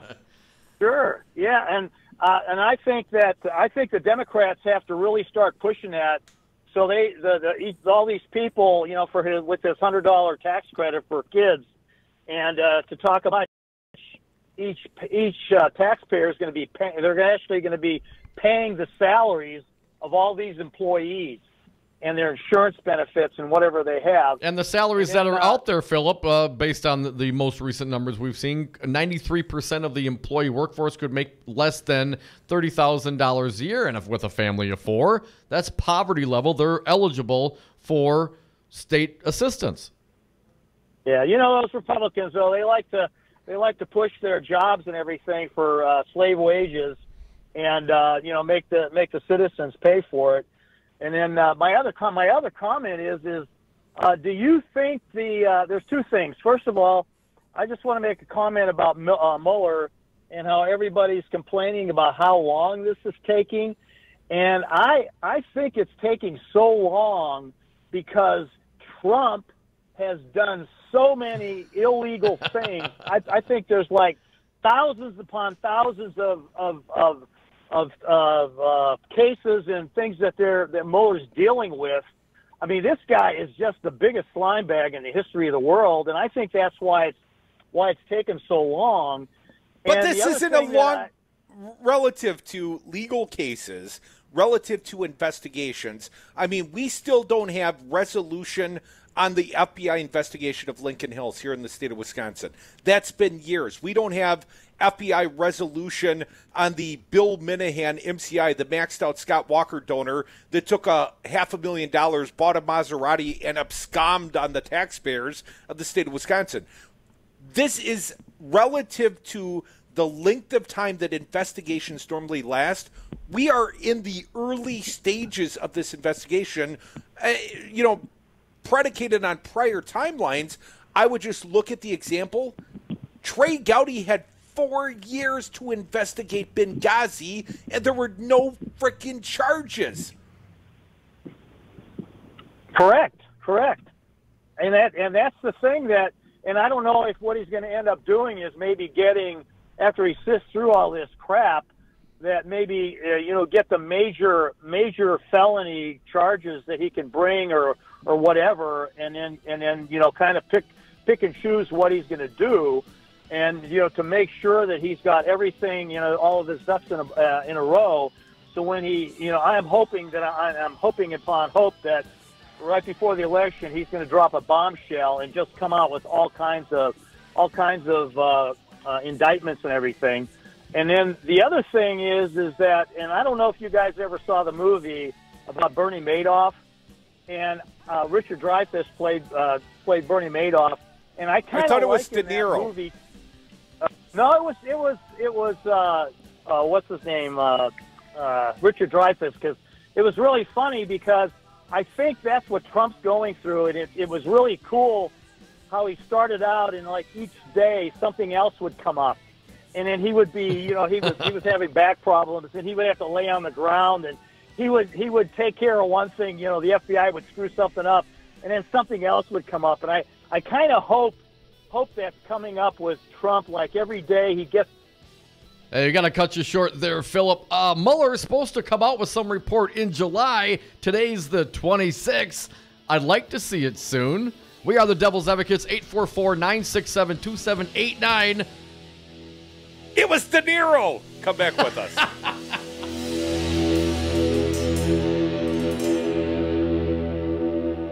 I love being governor. Good heavens. Are you still trying to win? Join the resistance against dirty carpets. Call Zero Res Madison today for our summer special. Clean and sanitize 3 rooms for only $139. Call 608-848-9000 or schedule online at ZeroResMadison.com. Zero Res, spell it forward or backward, it's the right way to clean. You wanted to see me? Yes, please, have a seat. So here's the thing. When this company brought you on, we took a chance on you. You didn't have that 4-year college degree we typically look for. Right. But we gave you a shot anyway. And since then, you've worked incredibly hard and given it your all. Thanks. You've been an important asset to the team, but I don't think you can be an intern here anymore. We want to hire you. You're serious? Absolutely. Find your next great employee. Introduce yourself to the grads of life. Who are they? Talent worth knowing about. Young adults of unique determination and experience. An ideal fit for your company in an entry-level position, internship, or even mentorship. They might not have every qualification you typically look for, but they're exactly who your company needs. I won't let you down. I know. Don't miss out on a resource many innovative companies have already discovered. Go to gradsoflife.org to learn how to find, cultivate, and train this great pool of untapped talent.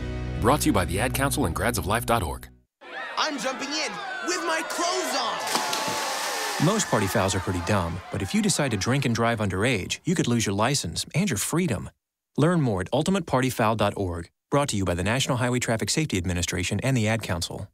Live via phone, he is former U.S. Attorney Jim Santel. Firing Bob Mueller doesn't mean that the prosecution, the investigation goes away. Pardoning one individual does not mean that you undo everything that has been done before. So this notion that somehow by shutting down and by pardoning and by sort of stopping the process, you're also stopping the wheels of justice is simply, again, it's simply wrong. The Devil's Advocates, weekday afternoons on 1510 a.m. Wisconsin's Resistance Radio. Resistance Radio is pleased to support Brady Street Festival, taking place this Saturday from 11 a.m. to midnight. Brady Street Festival highlights Wisconsin cheesemakers and pro wrestling matches, as well as Division BMX. At 5:30 p.m. on the Absolute stage, it's music by Bow and Arrow, followed by Plaid Hawaii at 9:30 p.m. For more information, go to bradystreet.org. See you there. Hey folks, sexy liberal Stephanie Miller here. Most new Wisconsin jobs are in Dane County, it's true. Some of my listeners are relocating to Madison. Many already commute there. When asked where to turn for a trusted real estate team that understands Madison, I say the same thing. Solidarity Realty. They help you through the process and protect your consumer rights. They live their values building community, promoting sustainability and diversity. Find them today at solidarityrealty.com and tell them Stephanie Miller sent you. On marijuana, unfortunately, as a public health issue and a public safety issue, I've opposed that. Dr. Sanjay Gupta, how can medical marijuana help those addicted to opioids? There's 3 big things. There's clear consensus now that cannabis can treat pain. That is not an opinion. That is a consensus conclusion by big scientific bodies like the National Academy of Science. We also know that it can help treat the withdrawal symptoms of opioids. People, they don't want to be on it anymore. They want to quit, but they develop the terrible withdrawal symptoms. And now we have evidence that it can actually help heal the part of the brain that is diseased in someone who's an opioid addict. If you had to start from scratch and design a substance to help lead us out of the opioid epidemic, like in a lab, it would probably look very much like cannabis. Call Governor Scott Walker at 608-266-1212. Tell him good people do smoke marijuana. This message was paid for by the People for People Corporation. Donate online at p4ppc.org, p4ppc.org. You're listening to the radio show your mother warned you about. Tom and Kreutz are the Devil's Advocates. And we are back. Thank you for listening to the Devil's Advocates radio show on Wisconsin's Resistance Radio Network, streaming live on YouTube and Facebook. On Twitter at Devil Radio on the party line. Toll free. Talk or text 844-967-2789. Dom, I've got to correct the record again. One last correction. Half true, Crudy. I think we were both right. Philip mentioned the movie. I assumed he meant the HBO movie Wizard of Lies, starring Robert De Niro as Bernie Madoff. He may have been referencing the miniseries which starred Richard Dreyfuss as Bernie Madoff. Thank you for the clarity. So we're both right. Or you're both wrong. I guess it depends on how you want to look at it. Come on, man. I watched that Bernie Madoff movie like 3-4 months ago. I felt quite confident it was De Niro in the movie. You didn't say miniseries. Breaking news, Crudy, from the Washington Post.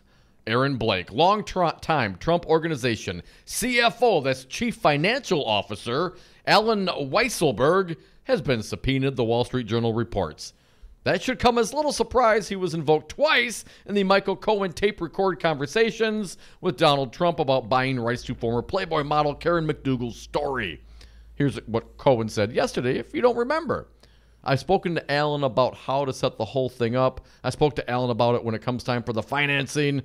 Back to Blake. But that doesn't mean it's not a potentially huge moment, more than anything, more than whether Trump proposed paying cash for McDougal's story or warned against it. This could be what matters on the tape. Bloomberg's Timothy O'Brien spotlighted the potential significance of Weisselberg's implication in the whole thing shortly after the Cohen tape came out on Tuesday evening. Cohen, O'Brien has argued previously, is a small fish in Trump world. Weisselberg, by contrast, is deeply involved in Trump's business and finances. And here's some of the writing. Yeah, give the audience a little background, Don. This is a long-time employee all the way back to dad days. Weisselberg has worked for the Trump family since the 1970s and knows more about the Trump Organization's history and finances than nearly anyone. Almost 71 years old, he joined the company after graduating from college and worked for the president's father, Fred, as an accountant. He has since become the Trump Organization's chief financial officer and one of the president's closest business confidants, alongside Jason Greenblatt, who was Trump's in-house legal counsel before the president named him as special diplomatic envoy to the Middle East. Over the years, Weisselberg's professional duties also came to include handling Trump's personal finances as well as the Trump Organization's corporate finances. He's paid household bills, made large purchases for Trump, and has communicated with Trump outside investment advisors. After Trump became president, his lawyers created a trust that safeguards his interest in the Trump Organization while ostensibly managing the company without his input. The trust is run by Weisselberg and the president's eldest son, Donald and Eric. In other words, Weisselberg has served as something of a jack of all trades for Trump. He worked for the Trump Organization and the Donald J. Trump Foundation. And but also he handled personal stuff, up to and including tax returns, and apparently consulting with Cohen on how to handle paying for the rights to a story about an alleged affair with a Playboy playmate just 2 months before the 2016 election, Crudy. Weisselberg has now been tied to both the potential McDougal payment. Cohen never ultimately purchased the rights to the National Enquirer's parent company, AMI, and to the payment to adult film star Stormy Daniels, who has also claimed an affair with Trump in which he set up Cohen's reimbursements from Trump.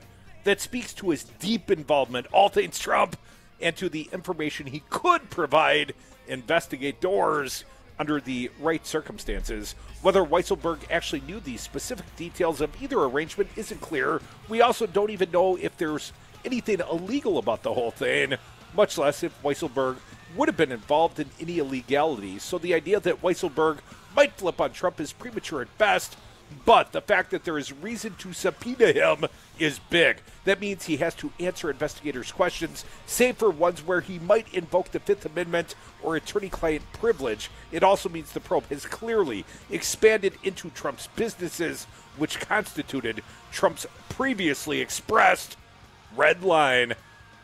Crossing all the red lines, Dem. It's not just us. It's also the investigators. Come back with us. The happy hour continues. Your calls welcome here at 844-967-2789.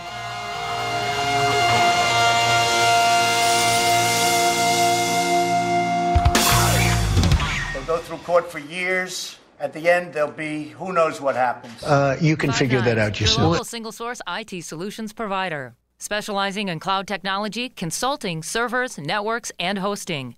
We manage your IT so you can focus on running your business. Enjoy technology. Enjoy59s.com. This message is for all of you sitting in the passenger seat. And apologies if it gets a little uncomfortable, but how does it feel to be at the mercy of someone who thinks a random text is more important than your life? Someone who takes their eyes off the road while speeding along in a 3-ton hunk of steel. Freaky, right? Well, why not just ask them to stop? Or better yet, volunteer to text for them. It might be a little awkward, but believe me, you'll live. Learn more at stoptextstoprex.org. Brought to you by the Ad Council and the National Highway Traffic Safety Administration. I'm Jesse Pica-Holz with Solidarity Realty. If you're looking for a home in Madison or Dane County, call me. I know Madison. I know homes. I'll protect your best interests. Call Solidarity Realty at 608-284-9311 or search solidarityrealty.com.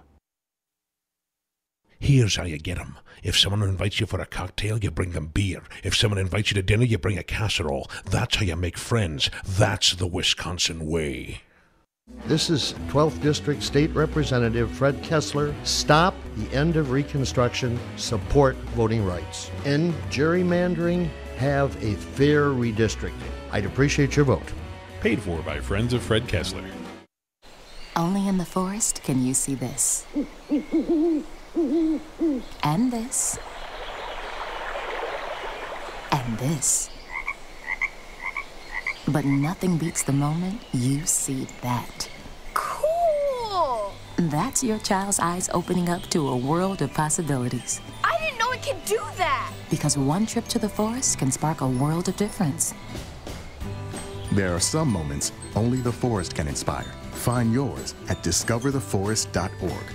Learn about forests near you and discover cool things to do when you go, like hiking, canoeing, fishing, or camping. Or create your own adventure with family and friends, and you might just see this. Your moment's out there. Find it at discovertheforest.org. That's discovertheforest.org. Brought to you by the U.S. Forest Service and the Ad Council. Indoor baseball, anyone? Most party fouls are pretty dumb, but if you decide to drink and drive underage, you could lose your license and your freedom. Learn more at ultimatepartyfoul.org. Brought to you by the National Highway Traffic Safety Administration and the Ad Council. Person who's against these regulations to keep poop out of your water and poison out of your food. If, one of their offspring had a third arm coming out of their forehead. I would just think that would be awkward. You'd be very top heavy. But you would be one heck of a football player. How would they make a helmet? All you gotta do is cut a hole in the helmet for the hand to come through, and you could catch but then passes you're elbowing all over everybody in the face every time you walk around. Wear an elbow pad. You'd be fine. How would you see? You would be a heck of a football player. Would you be an arm unicorn? 414 Wisconsin, weekdays, 2 to 3 p.m. For Wisconsin's Resistance Radio Network, I'm Stu Daniels with your headlines. A federal judge in Madison has ordered the state to pay for transgender surgery for 2 Medicaid recipients. Wisconsin is one of just 10 states that deny Medicaid coverage of treatments for gender transition, according to the lawsuit. Yesterday, U.S. District Judge William Conley granted a preliminary injunction barring enforcement of the rule. He said the plaintiffs showed a reasonable likelihood of prevailing on their claims. And in sports, the Brewers lost to the Nationals yesterday 7-3. They now head out west for a 4-game series with the Giants starting tonight. And outside this afternoon, mostly sunny with a slight chance of afternoon rain. We'll have temperatures in the mid-70s. Tonight, mostly cloudy with lows in the upper 50s. You're listening to Wisconsin's Resistance Radio Network.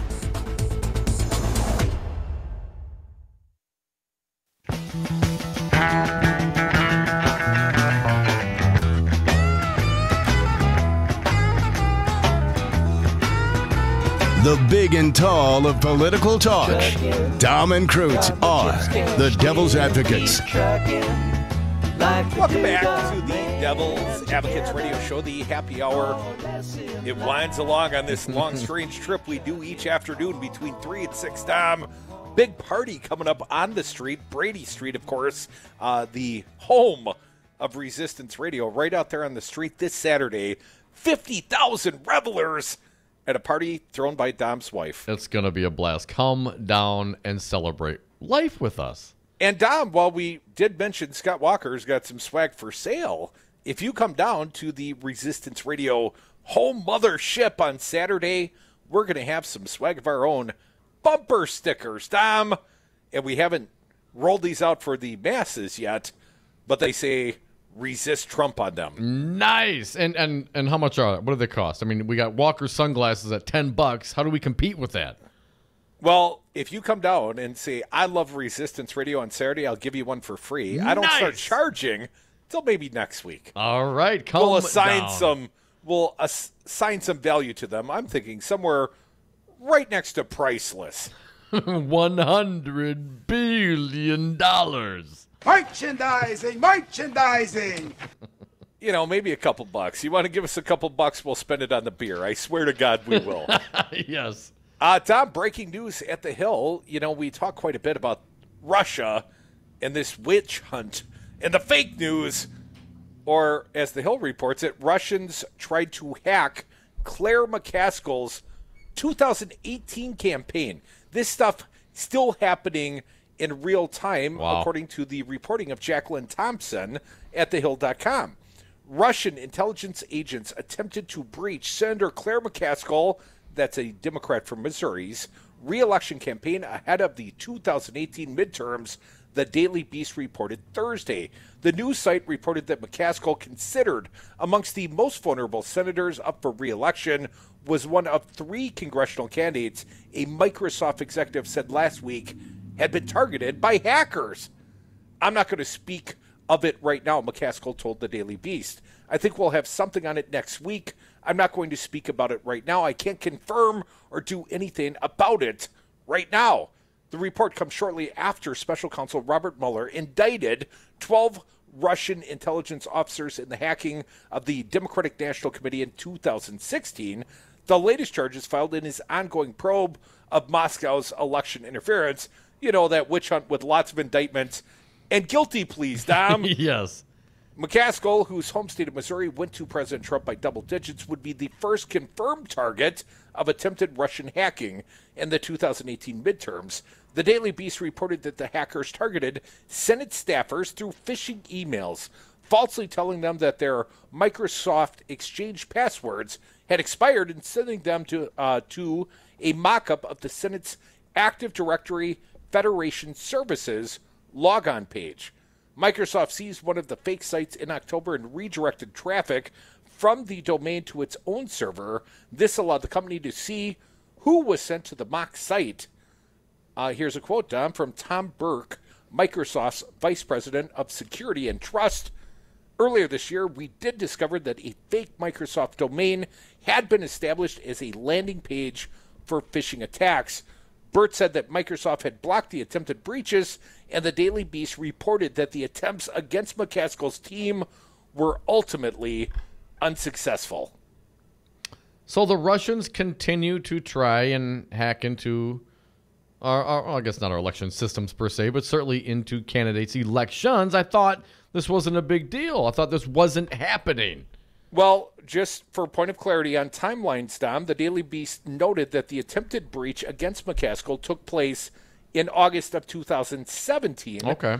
Around the time Trump took trip to Missouri, where he urged attendees at a rally to vote McCaskill out of office. Here is a quote from Trump. "We must lower our taxes, and your Senator Claire McCaskill, she must do this for you, and if she doesn't, you have to vote her out of office," Trump said at the time, Dom.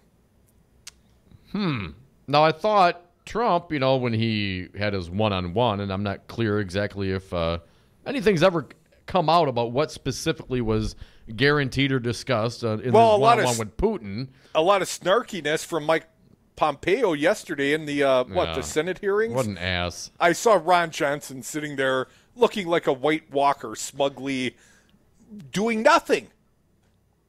I didn't hear any questions that Ron would have asked, but perhaps we'll do some little research on it, see what our senator was up to. But if this is happening and it still continues again in August of 17, okay, maybe the Russians are not doing it anymore, right? Because Trump told them not to. Does that satisfy you? I'm not clear that he told them not to, Dom. And if he did, I thought he walked it back before he walked it forward, before he walked it back. Crudy, this one kind of gets me. ABC News reporting. Twitter shares fell Thursday after President Donald Trump said in a tweet the company was limiting visibility of prominent Republicans, and he said he was going to look into the matter. The tweet came after a story in Vice magazine said prominent Republicans, such as Republican Party Chair Ronna McDaniels, were not showing up in one aspect of Twitter's search function. It's a conspiracy! While the accounts did show up during a general search, they didn't automatically populate in a drop-down bar when typing in the name. In his tweet, Trump accused Twitter of, quote, shadow banning or limiting visibility of some Republicans and said it was discriminatory and illegal. So you have the President of the United States saying that a private company is behaving in a discriminatory and illegal way. Twitter says it does not shadow ban.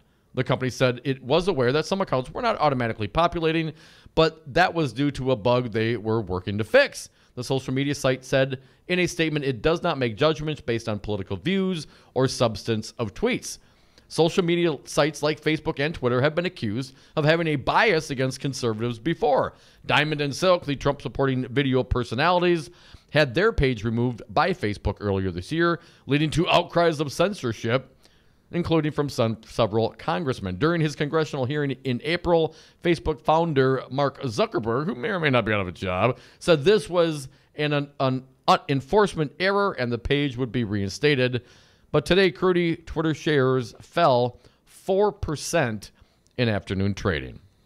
Well, let's not forget Donald Trump has tweeted at Harley-Davidson. He's inserted himself in Carrier. I mean, the man has no qualms as president wading into private corporate decisions being made. But is this slander? Is this libel? I forget which ones are which, written or verbal, whatever. But he's out there saying that they're acting in a discriminatory and illegal behavior. He's the president of the United States. Their stock went down. Now, granted, maybe a lot of tech Scott's socials went down after Facebook took a beating on Wall Street today. But he's still saying these things. And if they are not to be true, if they are not true, can the president be held liable for his actions? Well, Dominic, perhaps I have some backing, and I hate to defend Donald Trump, but I do have a news report right in front of my bulgy eyes. Beady little eye, your red eyes. My red low pressure eyes, because I've been treating my interocular pressure for some number of years. But this proves that conservatives are indeed being discriminated against, their accounts being closed on social media, as reported by Dominic Jackson at the Raw Story. Gay Trump supporter goes crying to the FBI after Grindr shuts down his dating account. Dom, I'll read briefly from this piece. Gay conservative Chadwick Moore thought it was a good idea to complain to the FBI about the dating app Grindr after the company booted him for using its software. On Twitter, apparently they didn't ban that account yet, Dom, Moore wrote that it was the second time the app shut down his profile Grindr just shut down my profile for the second time this year because under the gender question, weird AF, I wrote, there are only two. Grindr, which one of those 4 words are banned? So funny, he wrote on Twitter. He continued to rant on Twitter about the company's gender policies. If trans women are real women, why are they lurking on gay men's dating app? And doesn't the whole trans narrative only deeply further the gender binary? So weird, he wrote. We'd love to see your internal company guidelines on postmodernism, gender theory, and banned words. Are you a gay dating app or another tech firm engaged in thought policing at the behest of radical, ineffable, far-left activist? Moore wrote. He even tagged the FBI in his tweet after complaining about all the illegal activity that happens on the app. I mean, God forbid someone to challenge postmodernist fake science on dating app, the same dating app that is notorious conduit of prostitution, illegal drug use, illegal drug sales, and the spread of disease, Moore said.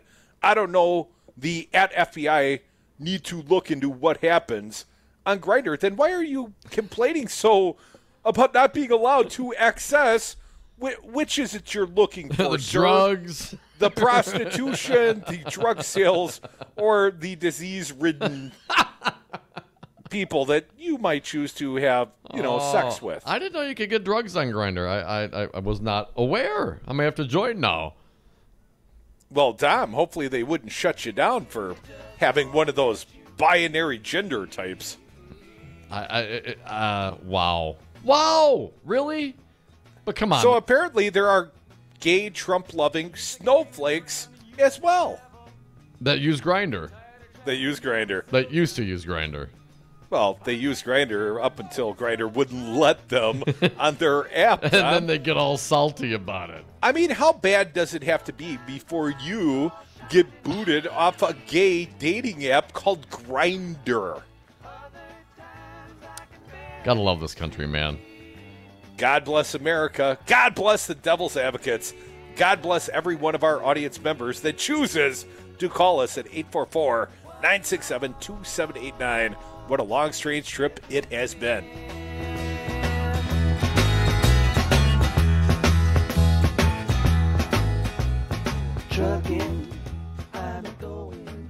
He used many, many bad words. By the way, not in my opinion, in the opinion of hundreds of thousands of people on Twitter.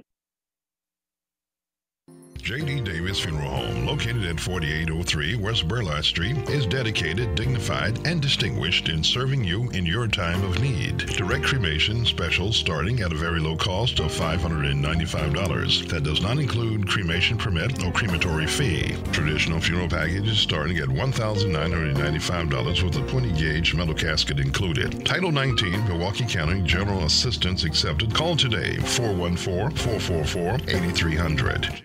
Do you own a rental property, or would you like to partner with a rental investment team? Call the pros you can trust at CCL Management. Rental expertise second to none, a general contractor on staff to direct repairs and improvements, and real estate brokerage services tailored to the small investor. If you're ready to invest in rental property, or just need professionals to manage your real estate portfolio, call us, CCL Management, at 608-833-0009, or visit us on the web at cclmanagement.com. On marijuana, unfortunately, as a public health issue and a public safety issue, I've opposed that. Dr. Sanjay Gupta, how can medical marijuana help those addicted to opioids? There's 3 big things. There's clear consensus now that cannabis can treat pain. That is not an opinion. That is a consensus conclusion by big scientific bodies like the National Academy of Science. We also know that it can help treat the withdrawal symptoms of opioids. People, they don't want to be on them anymore. They want to quit, but they develop the terrible withdrawal symptoms. And now we have evidence that it can actually help heal the part of the brain that is diseased in someone who's an opioid addict. If you had to start from scratch and design a substance to help lead us out of the opioid epidemic, like in a lab, it would probably look very much like cannabis. Call Governor Scott Walker at 608-266-1212. Tell him good people do smoke marijuana. This message was paid for by the People for People Corporation. Donate online at p4ppc.org, p4ppc.org. All workers benefit from unions, as unions create the highest standard in wages, health and welfare, retirement security, and workplace protections. Hello, this is Tom Bennett, President of Teamsters General Local 200. Your voice is your strength. The ability to build a stronger and better tomorrow begins today. Teamsters Local 200 represents workers in numerous industries, and our team is ready to sit down with you and your co-workers to build your unified team. Call Teamsters Local 200 at 414-771-6363 or visit us on Facebook or www.teamsterslocal200.com. I'm Andy Buck, Field Representative with Painters and Allied Trades of Wisconsin. It's an issue that brings constant challenges for building contractors. How to find qualified painters, glazers, and drywall finishers. IUPAT knows what you want. A professional job performed by skilled workers who care about safety, training, and finishing strong. Workers who are reliable and ready on demand. Let IUPAT provide the people power that you need. You'll feel confident the job is finished right. Connect at IUPATDC7.com and finish strong. Have a drink at Regano's Roman Coin. This neighborhood corner tavern is as classic as the street it occupies. Family owned and operated since 1966, Regano's Roman Coin is located in a former Pabst Tide House on historic Brady Street, serving an array of craft beers with a focus on Wisconsin breweries. Also, weekly drink specials, trivia on Wednesdays, seasonal sporting events, parties hosted for all occasions, and pet friendly. Open 11 a.m. Tuesday through Friday, 10 a.m. Saturday and Sunday, closed on Monday. Regano's Roman Coin, Milwaukee's pet friendly, cash only order and classic corner tavern. The Devil's Advocates. Tom Perez, chair of the Democratic National Committee. Scott Walker went on something of a Twitter storm, very Trumpian. What do you think this foretells for Scott Walker's future as the governor of the state of Wisconsin? Wisconsinites have woken up. He talked about we need an optimistic message. How can you make people feel optimistic when you take away their health care? How can you make people optimistic when you take away the right to bargain? How can you make people feel optimistic when you're gerrymandering the heck out of districts? Radio for the 99%.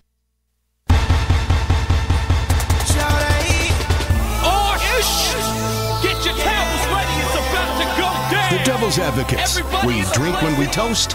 We toast when we drink. Stay on your mother toes. We running this, let's go. I'm on a boat. I'm on a boat. Everybody look at me, cause I'm sailing on a boat. I'm on a boat. I'm on a boat. Take a good hard look at the mother. We are back. Thank you for listening to the Devil's Advocates radio show on Wisconsin's Resistance Radio Network. Last segment of the day, so if you've got something to say, you better do it right now. Toll free, talk or text 844-967-2789. Dominic, each afternoon we take this little 3-hour audio tour. And you know, my little buddy, that was a long ways to go for a story. I'll tell you about that song. It could have been the Gilligan's Island song, perhaps. I would have preferred that. But this story, perhaps, Dom, depending on your, political point of view, a sad story or something of a gleeful story, I tend to chuckle at this headline. Betsy DeVos's $40 million yacht set adrift by vandals. Oh, I'm sailing! I'm sailing! Dominic, a $40 million yacht owned by Education Secretary Betsy DeVos was reportedly untied from a dock at a northern Ohio marina and set adrift. Where was the captain? I mean, honestly, if you got a $40 million boat, you could probably afford someone to sit on deck and make sure no one vandalizes or set your boat adrift, could you not? I'm just saying, if you could afford the boat, you could afford the labor. Yeah, but in the yacht club, it's pretty much locked down. I mean, you can't just go wandering around. It takes some effort. You can. And if you're not going to go out on it, I don't know if you would have a captain living on the boat 24/7. But I'm not a billionaire, so I don't know how that all works. Dominic, the captain of the 163-foot, and when it's that big, it's not a boat, it's a yacht, named Sequest, called the Huron Police Department early Sunday morning when the crew realized the boat was floating in the Huron boat basin. The Toledo Blade reported the yacht hit a dock, causing $5,000 to $10,000 in damage. I mean, I got to think Betsy DeVos has got, that's not a retainer, deductible of at least $5,000 to $10,000. That's just pocket change for her, right, Dom? $5,000 to $10,000 in damage, the newspaper added, citing a police report. Investigators are hoping surveillance footage will show who untied the yacht from the dock. Well, Crudy, is that a crime? Crudy, don't If I worry. untie a boat, is that a crime? Probably. I'm not clear. If you take a car and pull it out of park and put it in neutral and push it down the street, is that a crime? I'd say yeah, probably. Dom, luckily the DeVos family won't be inconvenienced much. It is one of the 10 boats owned by DeVos and her family, according to the newspaper. It's unclear why the Michigan family's boat was in northern Ohio, the Blade noted. DeVos is one of the wealthiest members of President Donald Trump's cabinet. Wow. Now, I don't encourage that kind of action, but that's pretty funny. Net worth, Dom, $1.3 billion. Betsy DeVos? Yes, and her husband, Dick. That boat, Sequest, the yacht, let's be honest, it's a yacht, similar in size and stature to Kutchka's yacht.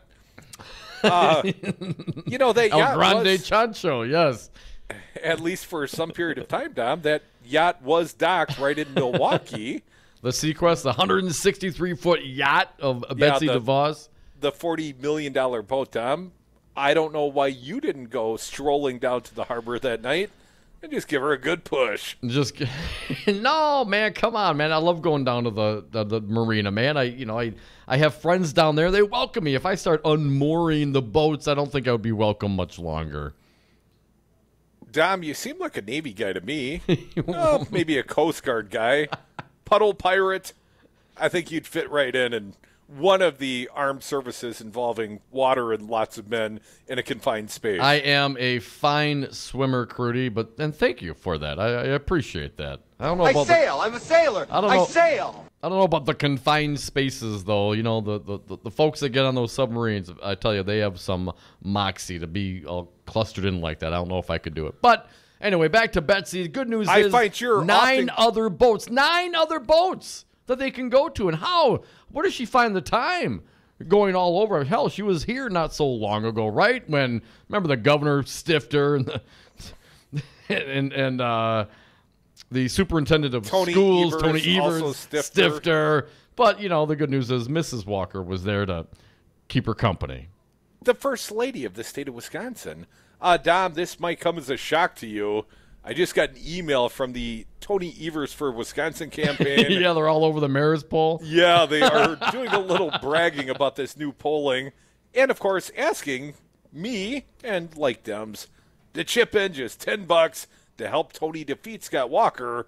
This is huge. Huge, all caps. Huge. I would say this. I have never seen in all the years of Governor Walker and these campaigns a gap, a lead that big. That big. That's a huge, what was it, 13 points he's leading them by? 13 points, Tom. Wow. 13. Lucky 13 for Tony E. Now, can Walker spend his way out of this? I mean, it's one poll. It's one snapshot in time. I mean, it's July 26th. We got a long way to go. Can you buy that much love? I don't know if you can buy closing a 13-point gap. I guess it depends what kind of skeletons Tony Evers might have floating around in his closets, because we have not seen the negative campaign ads. And, of course, Scott Walker will make every attempt to diminish Tony Evers, presuming he wins the primary. Right now he is the front runner. But Dominic, at 25 or 26% in this newest Marist poll, Tony Evers, while clearly leading the pack, if he won by that very margin on August 14th, and let's not forget, that's like 2 weeks from Tuesday. That date is coming up quick. But if Tony wins, let's call it 30% of the support of the Dem primary field, that means 70% of Dem primary voters did not support the candidacy of Tony Evers. But those polls also mean that there's 30-some% undecided. There's not going to be any undecideds to those who actually vote. It won't be anywhere near that.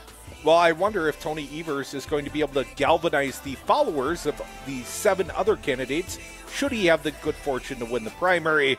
I'd recommend coming around the Devil's Advocates and Resistance Radio. We got lots of friends, including candidate Josh Call. He will be the Dem primary winner for Attorney General. Tomorrow's Friday. We'll air grievances. Thanks for listening. Have a great night.